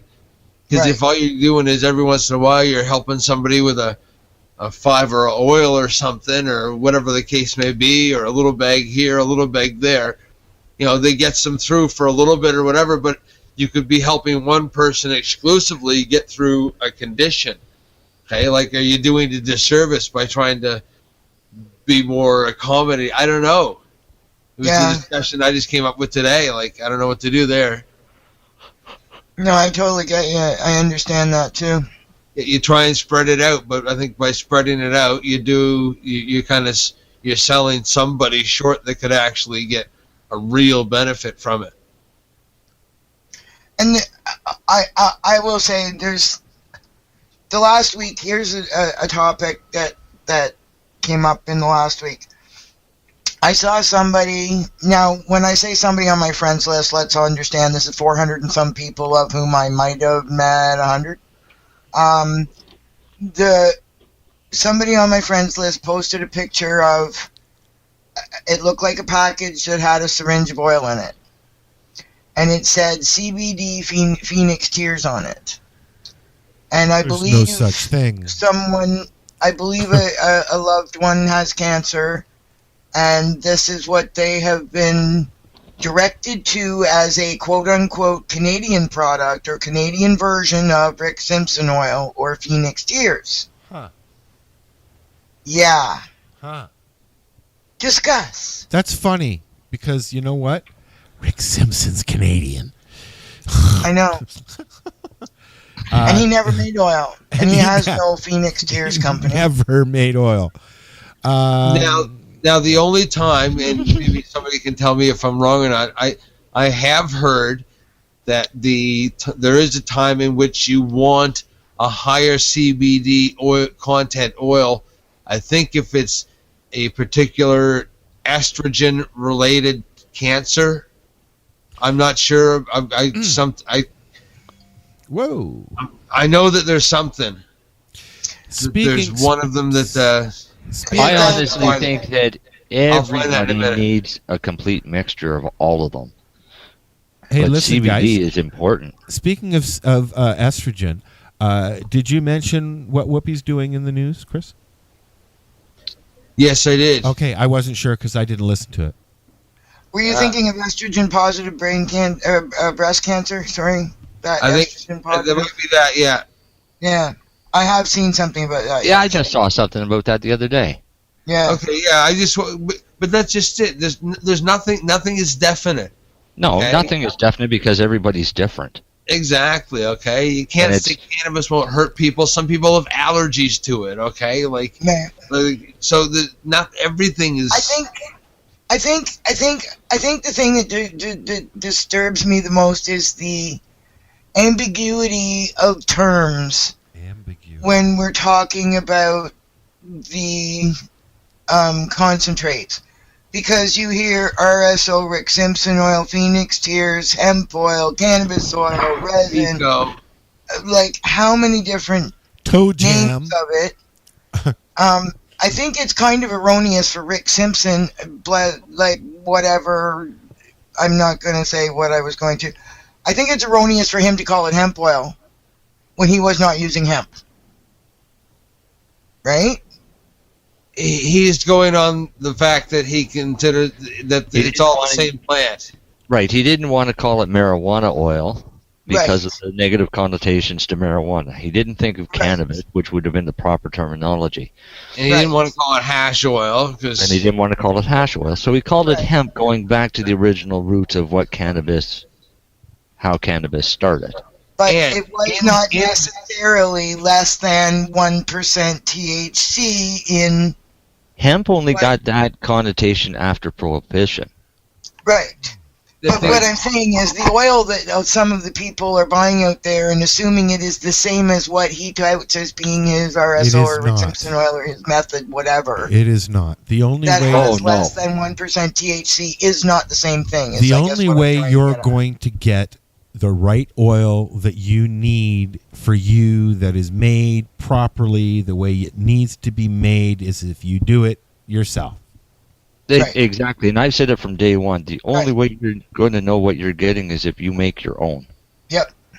And the scary thing is you can cut oil 100 times. Yeah. And somebody would still get high off of it. Yeah. Right? So you have no idea what strength you're actually buying because you're taking somebody's word for it. Right. So if you do it yourself, then you know that it's what it is. Mm-hmm. There's a couple ways to know what you're buying, but other than, I mean, you know. But for the inexperienced, that they wouldn't know the what to look for. Exactly. Right. Right? Exactly. Right. I mean, and that's my concern. The first thing somebody gives me an oil sample, the first thing I do is I take some and I smear it on a piece of paper. Amen. That's the very first thing I do with it. Even before I run it to a lab test, I smear it on a piece of paper. Because and then I'm going to at least know if there's any solvents in it. Yeah, the way it tastes and the way it smokes, right? Whether it's actually the way it appears on the paper.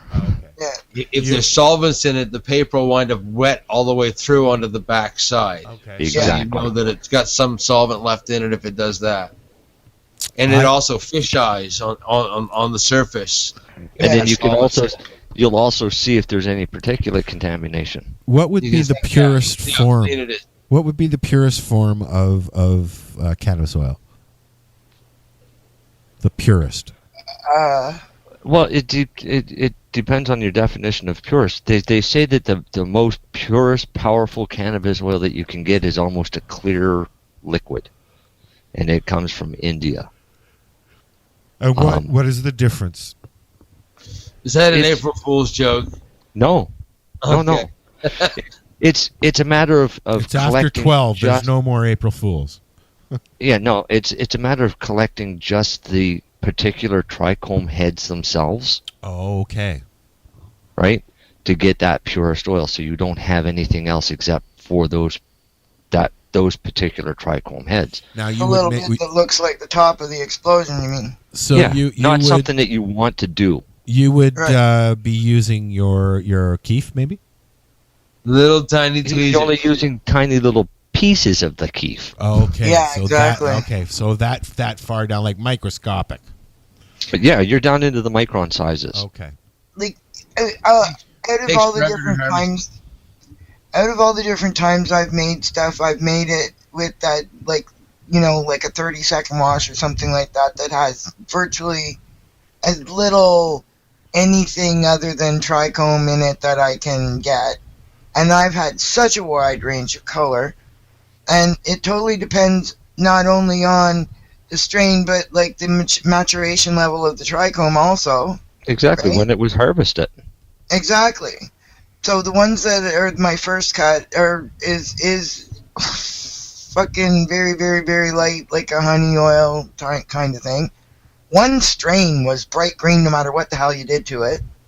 So some of them are deep, like ruby colored. Yep. Particularly the ones where you mix strains together for the wider spectrum or the broader spectrum. Those are usually like a ruby color. Yeah. So listen, guys. Do you happen to freeze everything before you wash it? Not always. Tell me That'll stop a something. lot of the green. That made the biggest difference for me out of anything I did was freezing everything first. Why? What a difference. Any of the water-based or water-soluble stuff out of it? Why do you do that, Chris? Why do you freeze it beforehand? Well, think of it like alcohol's almost too aggressive of a solvent, okay? It takes so little to dissolve the crystal, and you don't want to get into the plant, so you're just kind of slowing it down a bit. And So it happens quicker. Or it happens quicker. slower. Marcel will tell you how happens. It's ridiculously fast. Yeah, You okay. can't even believe how Actually, fast. I've got to do that. I'll do that this fall after harvest because I'll collect a bunch of trichomes, and I'll do it under the new microscope with the video. Cool. But I've done Cool. I've done this. I've taken a little pile of collected trichomes because I used my screen and I sifted and made a nice little pile, and I looked through my microscope and I dropped a single drop of isopropyl alcohol on it. Yeah. And I thought I blinked and missed it. So I had to do it again and force my eyes open. And as soon as that drop hits it, everything is gone. It's dissolved instantly. It's really fast. It's fast. And that's when I realized that I don't have to soak this plant for 3 or 4 days or even 20 or 30 minutes. I only need it in there for a couple minutes. Really? Yeah. And Really? so any longer than that, you're just getting the chlorophyll. You're getting the chlorophyll. And the only way you can get chlorophyll is that isopropyl that just dissolved the trichomes has carried those trichomes inside the plant, so you could take chlorophyll out. How do you know when enough is enough? Can you tell by the color? The way I do it is when you the first time you do your couple of minutes soak and you pour it off, then I add more to the top and let that kind of set to the bottom. And when I pour that off, if you watch when you pour, you'll see stuff come with your alcohol. You'll see it run with it. Yeah. Okay, and you'll call it sediment, whatever you like. But you do that 2 or 3 times, and you'll see nothing come with it anymore. Okay. And that's the indication that there's nothing left. Yeah. Huh. I'll deal with everything else in the filters. Yep. That's the thing. Like I'll do a second soak to do an oil for skin things. I mix them all together. Yeah, I don't. I keep mine separate because I use the second soak for skin things, so it has the chlorophyll and the plant waxes and other things in that. Some people mix them together. Some people. I've talked to one person that actually soaks for a month. I know people that have done that, but yeah, I don't even. The second soak isn't even a soak for me. It's just I do 2 or 3 rinses at the end. They're just I had for a couple of seconds. Bring me a sample of oil that was the brightest, greenest oil I've ever seen in my life. Looks like a crayon melted in a bottle. Yep, and it yeah. It had soaked for at least a month. Oh god! It still ran at 34% THC. Holy cow! And it was, bright ash green oil. Yeah. So. Wow. You can soak it if you want, but. Yeah. I find and chlorophyll's not bad for you. You can buy chlorophyll capsules at the health food store. Huh. Right, it's not bad for you. It's actually good for you. It just tastes like shit. Yeah, and it's definitely not worth the same price of 10, 15, $20 a gram. So yeah, exactly. So the listen, plant guys. waxes. I'd be interested in knowing what the volume of plant waxes are that you would end up getting. Like, that's why. Does anybody know anybody with an actual mass spectrometer? The problem is there's so many different profiles that you have to have loaded into the machine for it to find them all, and then you can only search for so many profiles at a time. Shit, I know. I'd love to have the money to have the machine. Another machine to play learn with. how to use it. But it's not that hard to get the plant waxes out of it, right? No, but Darcy sent me a message and says that when you're freezing cannabis, before you're making oil, you're also extracting a lot more of the terpenes, which is true because they'd be frozen and breaking off at the same time. Yeah. Kind of like when you make bubble hash, you get lots of terpenes in bubble hash. Yes. Yeah, that's something I've never tried doing. And on that note, we're going to take a break and listen to the BMA Hydroponics Cultivation Nation. This is the second one we've done now. And I believe that Ross's wife is doing this one. So, and she's a horticulturist. Horticulturist. So we're going to listen to that. We're still waiting for Fabian. And we'll be back. This is the 420 Radio Show, live on Lifestyle Radio. Yeehaw!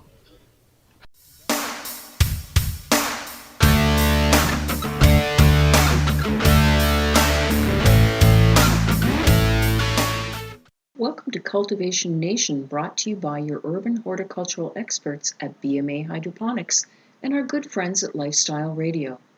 This is our second episode on Lifestyle Radio, offering valuable information, tips, and tricks on cannabis cultivation. Last time we talked about cannabis origins and strains. This time we are going to discuss germination and propagation. One of the questions we often get is, now that I have chosen my strain, what's the best way to get it started? If you are starting from seed, there are some things you need to know about germination. Seeds require specific conditions to get the best results. Your success depends on the method you use. Some prefer to simply drop their seeds into a glass of water or place them in pre-moistened and folded paper towels on a plate.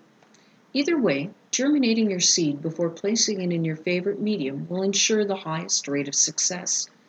Let's start with the water you use. If you are using city water, remember, most cities add chemicals like chlorine and fluoride to their water.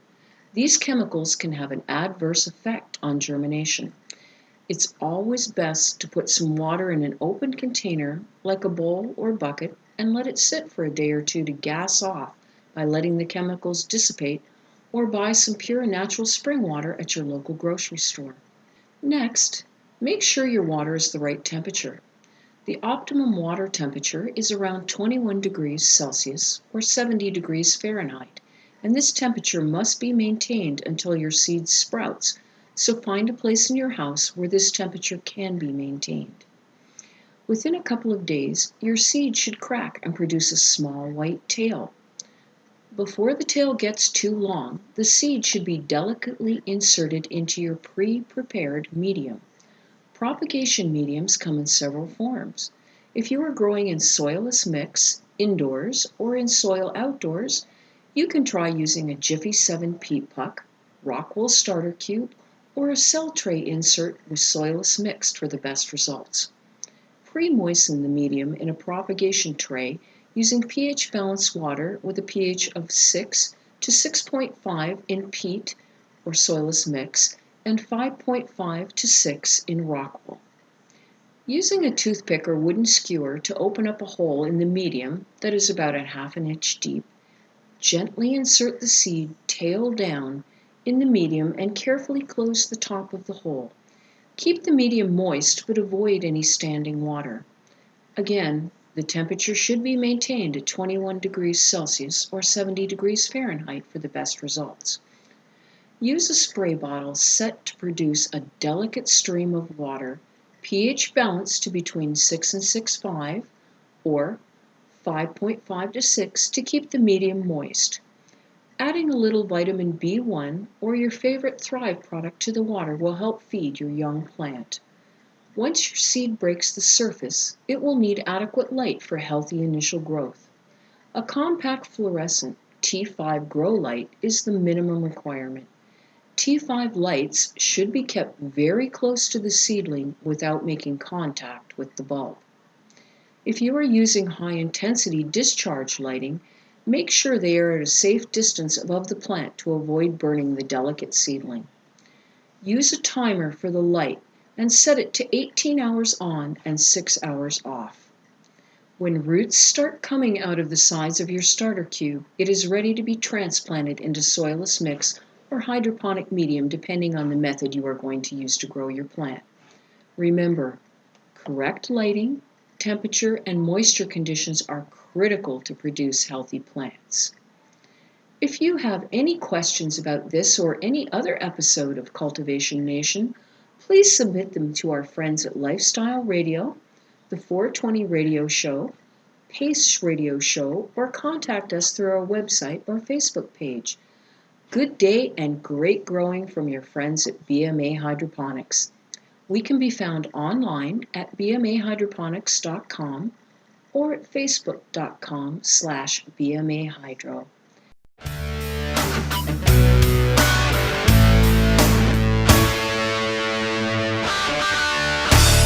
The only way to go.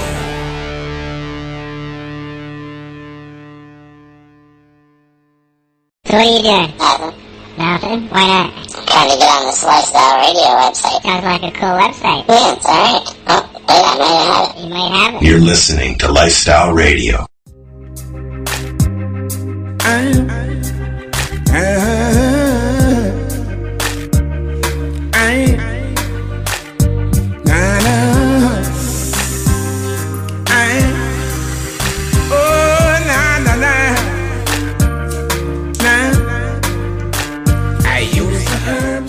And we are back. This is the 420 Radio Show. There's that damn thing again. I forgot to push that button. Still waiting for Fabian. And Irie-ing. I'm feeling Irie.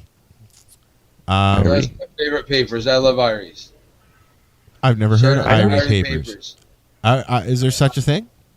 Absolutely. They're awesome. I'll have to have them send me some so I can try them. I've never heard of them before. Irie papers. Irie papers. Irie papers. They're my favorite papers. And where's How do their you spell website? that? What's their website?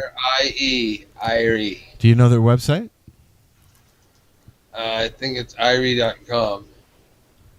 I've tried to contact them. They're not very. They're not very Irie. No. Well, if anybody out there wants to send us some pure hemp papers, the original. You know what? Years ago, they sent us probably 2 cases between me and Brian, and we gave them away to people and stuff like that. A box, the papers. Here you go. Here's some raw those papers. Before. Yeah, they're nice papers. They're nice I had to papers. go and look at the box. Yeah.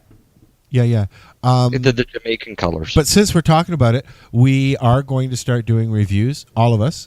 So if you know one of us and you'd like to send us some stuff to review, just get a hold of us. The only thing wrong with the Irie papers is they plasticize the book, so you can't even use them as a filter. I bet you they do that so that you can use them as a scoop. I don't give a rat's ass. That's that's my choice.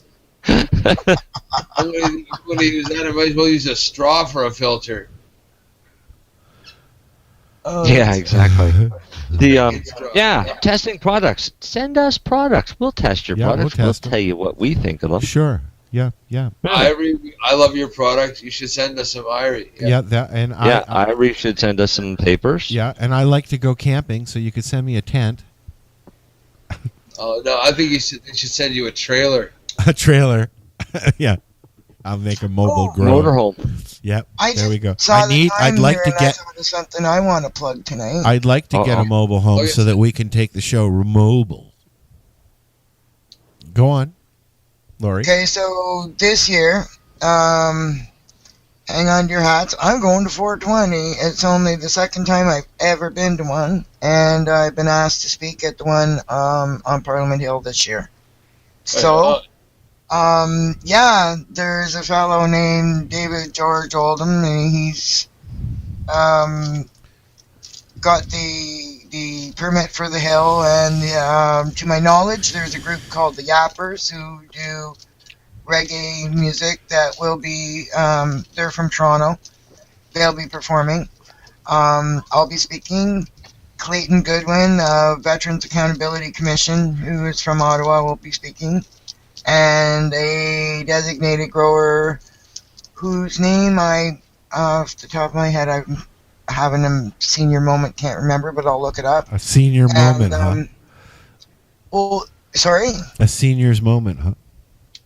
Yeah, a senior moment. I have the odd senior moment. So yeah, it's to, I normally would not do a 420, but this year is kind of different because there's actually, the folks that normally come out for 420 it looks like they're going to be getting their way, while those of us who need it for medicine are being, steamrolled over, forgotten, whatever. It's going to be a big one regardless this year because there is a whiff of O'Dare in the air. Exactly. So yeah. It's going to be a big one. There's going to be a lot of people out there that wouldn't normally go out. They're going to go out. I think so. I would expect to see a lot, especially in Ottawa. A lot of kids. Yeah. No, a lot of kids. The one I did attend was 2013, and I think the estimates were between 11 and 15,000 people down on Parliament Hill, and it was awesome. I went to 420 Oshawa last year, and there was a bunch of kids sitting on the stage smoking doobies. They thought we were They thought we were cops at 420. We lit up and left. Oh yeah. Yep. It was nothing at all. Yeah, I won't go Tommy to another Chong's one daughter because Precious of it. was there. What's that? The year I went there in 2013, Tommy Chong's daughter Precious was performing. Yep. Okay. And so, the Skunks were there, and Russell Barth and Christine, his wife, were there, and it was a whole bunch of people I knew, so I thought I'd wander down and take a look and see what 420 is all about. And then I was asked to speak this year, so I figured I might as well give it a shot, and it is so different this year. So it'll be kind of interesting. And I just noticed a friend of mine posted just before we came on air this evening. Apparently there's a 420 2016 going on in Yellowknife this year. Wow. Nice. Wow. Yay, Kim McNearney. Go for it, girl. Wow. 420 in Yellowknife, that'd be a good time to do it because there wouldn't be many mosquitoes out. Yeah, before the bugs get thick. Right? Where is that? How high up is that? Yellowknife? Yeah. High enough up that you get eaten when the mosquitoes come out. Yeah, and either by a mosquito or a fucking bear. Yeah, but in the summertime, the odds are more likely you're going to die from mosquito bites than anything else. And black flies. The bugs are bad up north. Yeah. That's black flies and stuff like that. That's one of them netting hat kind of places. Never mind. It's a whole netted I was going to say. Yeah. So what do you guys want to do? You want to keep going for a little bit and wait for Fabian, or are we going to call it and rearrange? Or, I mean, he had something pretty serious that he had to run off and do today, and obviously, it's not going to work out because he's still on a plane. Yeah. So it was delayed, and then it was delayed, and then so. He even sent me a picture of his boarding pass earlier. That's hilarious. That's only because we were making excuses or giving him crap about his flimsy excuses. Yeah, I said, oh yeah, sure, nice excuse. But I think that we're gonna let him off the hook tonight, and we're gonna get him on as soon as we can, because like I said, he had an emergency he had to take care of today, and. He thought he was going to make it, but I guess not. Now, once we get off the air, you watch. Fabian will say, I'm here. I'm ready for you. I'm in a cab. I'm in an Uber. Yeah, I'm Ubering it. We've had people join us. Remember the one time, I think it was Sunil, Dr. Sunil Agarwal, he was joining us on his way home in New York City, and we could hear like the subway or whatever you call them. I guess you don't call it a subway if it's over your head. Yeah. The tram. L train. Yeah, all that stuff going on all around him. It was kind of interesting. Well, we've had people. We can literally interview people from anywhere. So, speaking of which, Al Graham and a whole bunch of us. Al does he's at. I can't remember the name of it. He's at a flea market every Saturday doing PACE stuff. and he talks to people at a booth at the Canada's booth, I believe. And people come up and ask him questions about cannabis and stuff like that. So we're setting it up so that every now and then we're going to do a wake-a-bake, whoever wants to join us, and Marcel and everybody. And then we're going to be live from there, and we'll be taking questions from people who come. So, and if anybody comes up to the booth while we're doing the show, we'll accost them live on the air and make them ask us questions that are really serious questions and shit. Or we'll ask them really serious questions. Or we'll just ask. ask. Talking to Al. Can you stand up on one foot and spin around 3 times? And we'll give you a prize. Things like that. Yeah, but that would work. We're going to try and do a lot of things like that this summer. I may even go to the beach and set up. So we'll see. What else are we going to do? Oh, Mallory remembered something. She's having another seniors moment. Yeah. And then it left. Okay. Yeah, bye. Oh, you were going to say, yes, I was going to ask you about your guest next week. I won't be able to join you next week, but your guest will be. Well, you can call in and before the concert and then when the concert goes, you can go away. It's supposed to be between 7 and 10, so. Oh man! Well, you can call in. Yeah. Okay, so you call us at about 6:45. No, 8 o'clock. 8 o'clock. And just hold your phone up, and we'll use that as a music break. There we go. Yeah. There you go. Hey, she's gonna be at the concert. I had to go to. I don't know who these Yawas are or whoever they are. Okay, so the concert, it's Yellow Wolf. The guy calls himself Yellow Wolf, and he's a rapper. Okay. Yeah, he's a rapper that goes out with somebody named Fifi Dobson, who's actually from Toronto, who's another artist. And he grew up in Alabama, and his mama and papa are cultivators. So he's grown up around our medicine, and he records for, I guess it's Shady Records or whatever, Eminem's label, and he does stuff with Eminem and Kid Rock and people like that. Cool. And I get to go backstage and meet him. Oh, you got the meet and greet. I did, yeah. Yeah. Cool. My sister does a lot of meet and greets. Well, see, the thing is, I figure somebody gifted me a little something for helping them out a few years ago, so I spent a little bit to go and do this, and I can hopefully I'll get a picture of me with my tattoo showing, and him, and I can tweet it out and go, hey. And a big blood. I just put my media pass around my neck and go media. Oh, sure, go on. I thought about that, printing out my media pass that you sent me. You should. Just put it on. It may not do anything, but somebody may think you're of authority and let you in somewhere you're not supposed to be.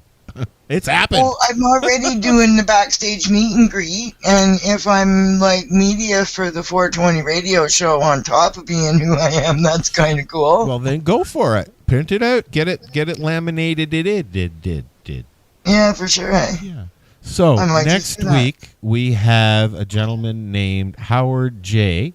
Woolridge, and he is one of the original co-founders of LEAP, which is Law Enforcement Against Prohibition, and now he helps with COP, and I can't remember what that stands for. He's going to be joining us next week. I have to remind him this week, and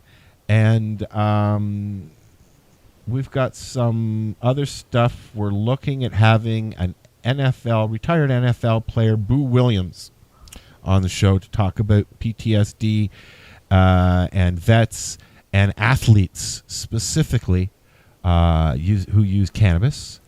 We're trying to get some other folks involved in that show as well.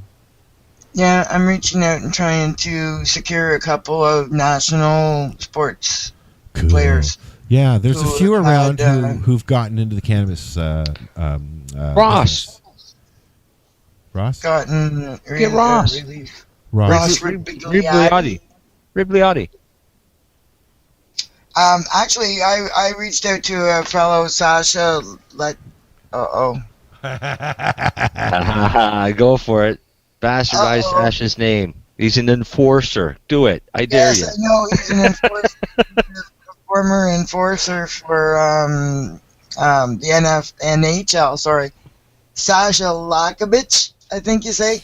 Yeah, we're gonna find out when he kicks your ass. He was recently on CBC on the National the other night, discussing about the relief he's been able to get from cannabis. He appears to be working at a canna clinic in BC. He was wearing their shirt and sitting in their club anyways when they were doing the interview. This is a big thing with the injuries that the sports players get during their careers, and a lot of them are as the PTSD and head injuries and I've all been these other. I've been watching the O.J. Simpson bio TV show about it takes you behind the scenes of the trial. I imagine he got banged around a bit. And well, that's what I'm getting at. And I've also been reading a lot of articles and watching videos about brain trauma with specifically running backs and quarterbacks because they get hit the most. Mm-hmm. And but it also explains why there's such a high usage rate of cannabis. Well, that's what I'm getting at. Boo is not the first professional athlete that I have seen that's going into working in cannabis. He's got a project that he's working on with some other athletes, I think, and so he's going to be joining us. And there's if you have a product or a website, if you have a testimonial, but you don't want to call in live or be on live, give us a call on the station phone number on our website at LifestyleRadio.ca and leave a recording, and we'll play it on the show. Excuse me. If you want to call in live, we do that now and then too. If you have a story that you would like to get out there about how cannabis has changed your life and or saved your life, or get a hold of us and say hello. Natasha would like to get a Lifestyle Radio press pass so she could go to backstage at concerts.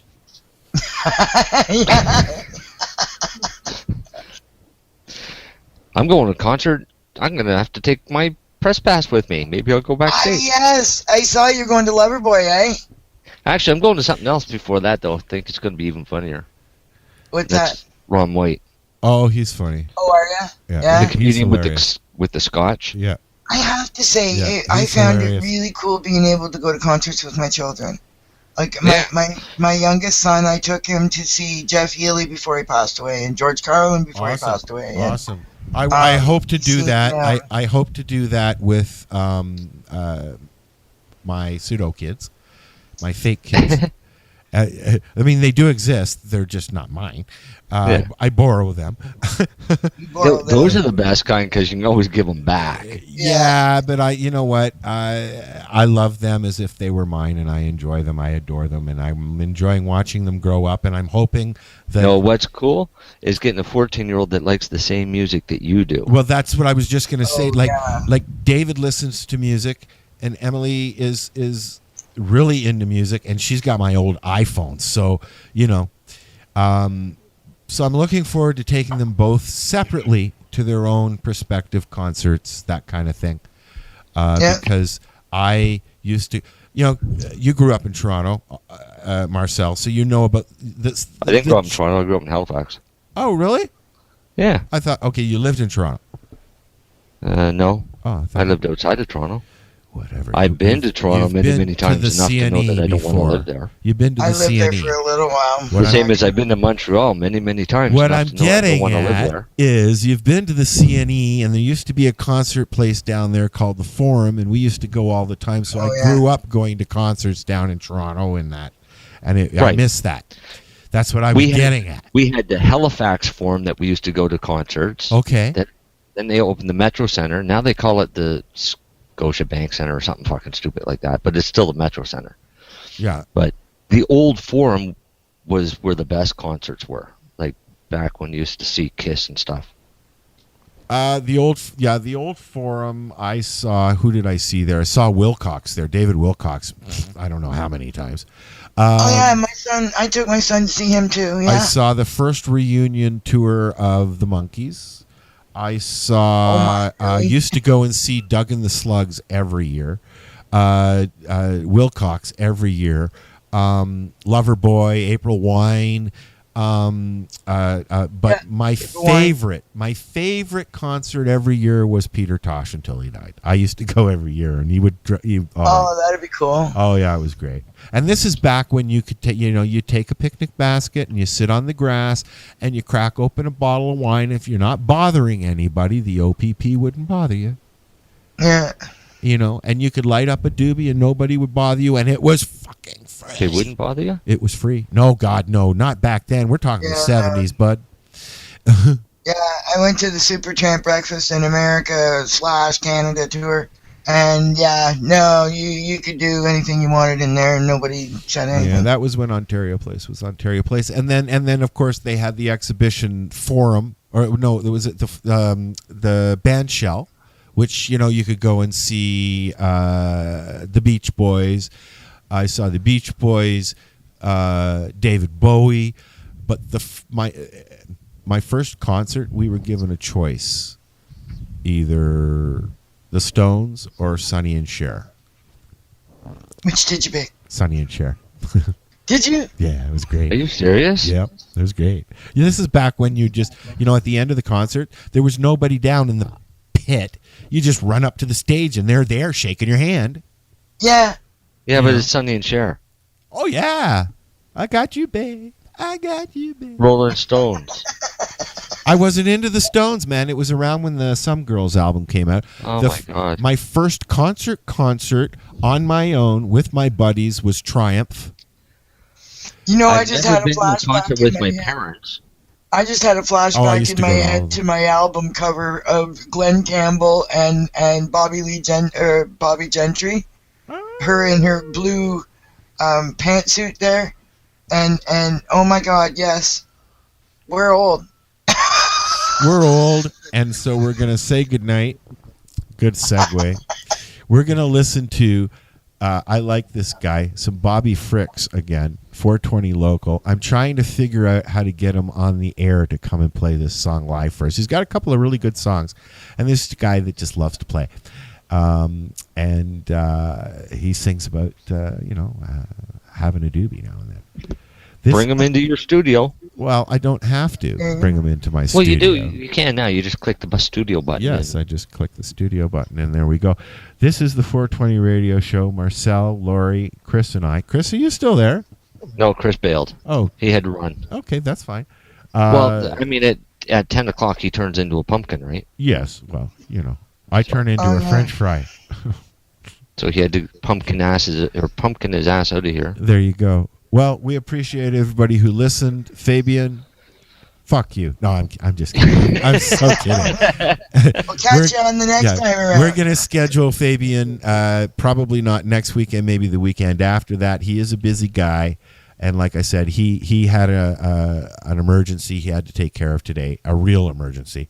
And he got caught up in a flight during when we had arranged to have him on the show. So we will set that up in the next weeks to come, and I'm looking forward to it because I may see him on Sunday. Well, give him shit.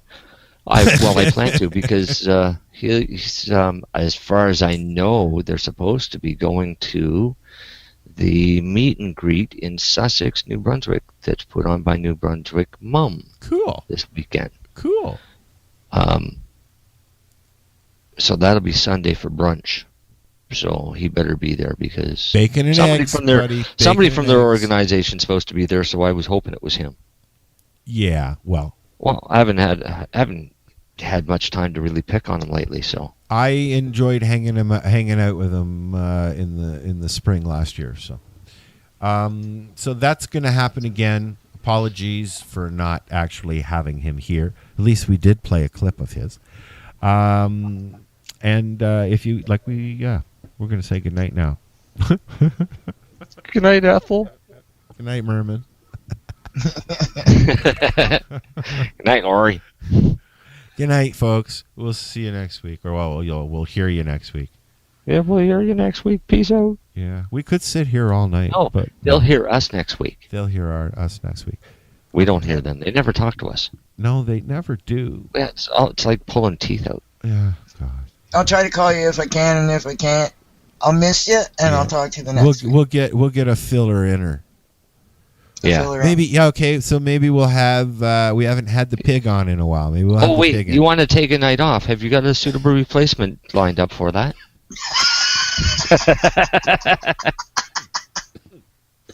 Like, you guys don't have enough to talk about without me around. You talk about me when I'm not around.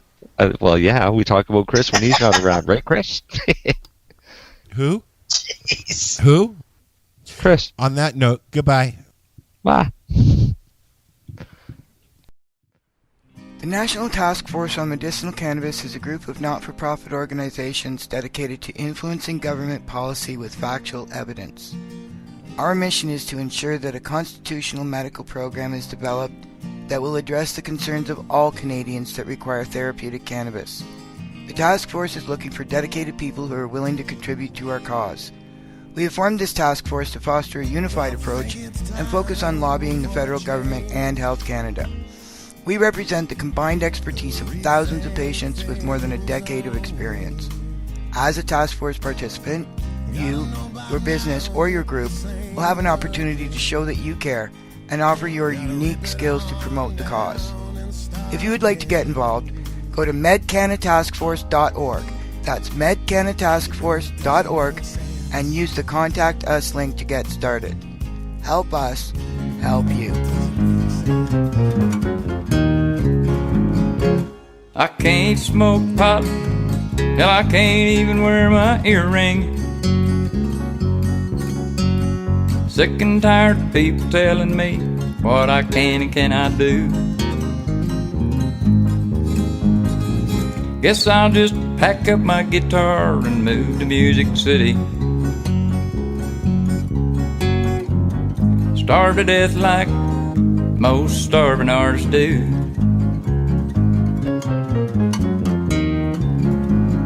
I can smoke all the pot that I want in my old 420 local. If I want, I can even wear an earring in my nose. No longer matters how I vote, or even if I want to. No longer matters how I wear my hair or my clothes.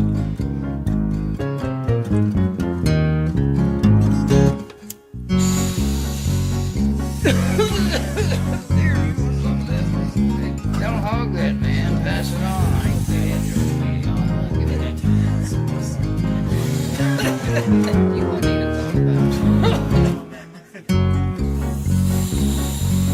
Hurry it up. Don't hog it. We need to say what you're doing. Where is it? Heck yeah, pass it. I can smoke all the pot that I want in my old 420 local. Willie Nelson would kick your ass for smoking that much. If I want, I can even wear an earring in my nose. Don't bogart. Pass it on. Pass it on. No longer matters how I vote, or even if I want to. No longer matters how I wear my hair or my clothes.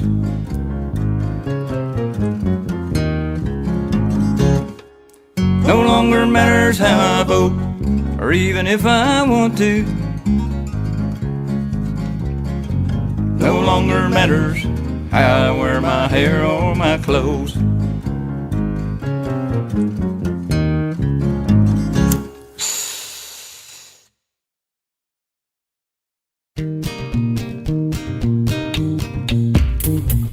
You like music, you like weed, well, we gonna be good friends indeed. This is not much I like more than smoking trees. They'll make you dance the do-si-do and teach you how the chiva grows. Smoke a bowl on the 420 radio show.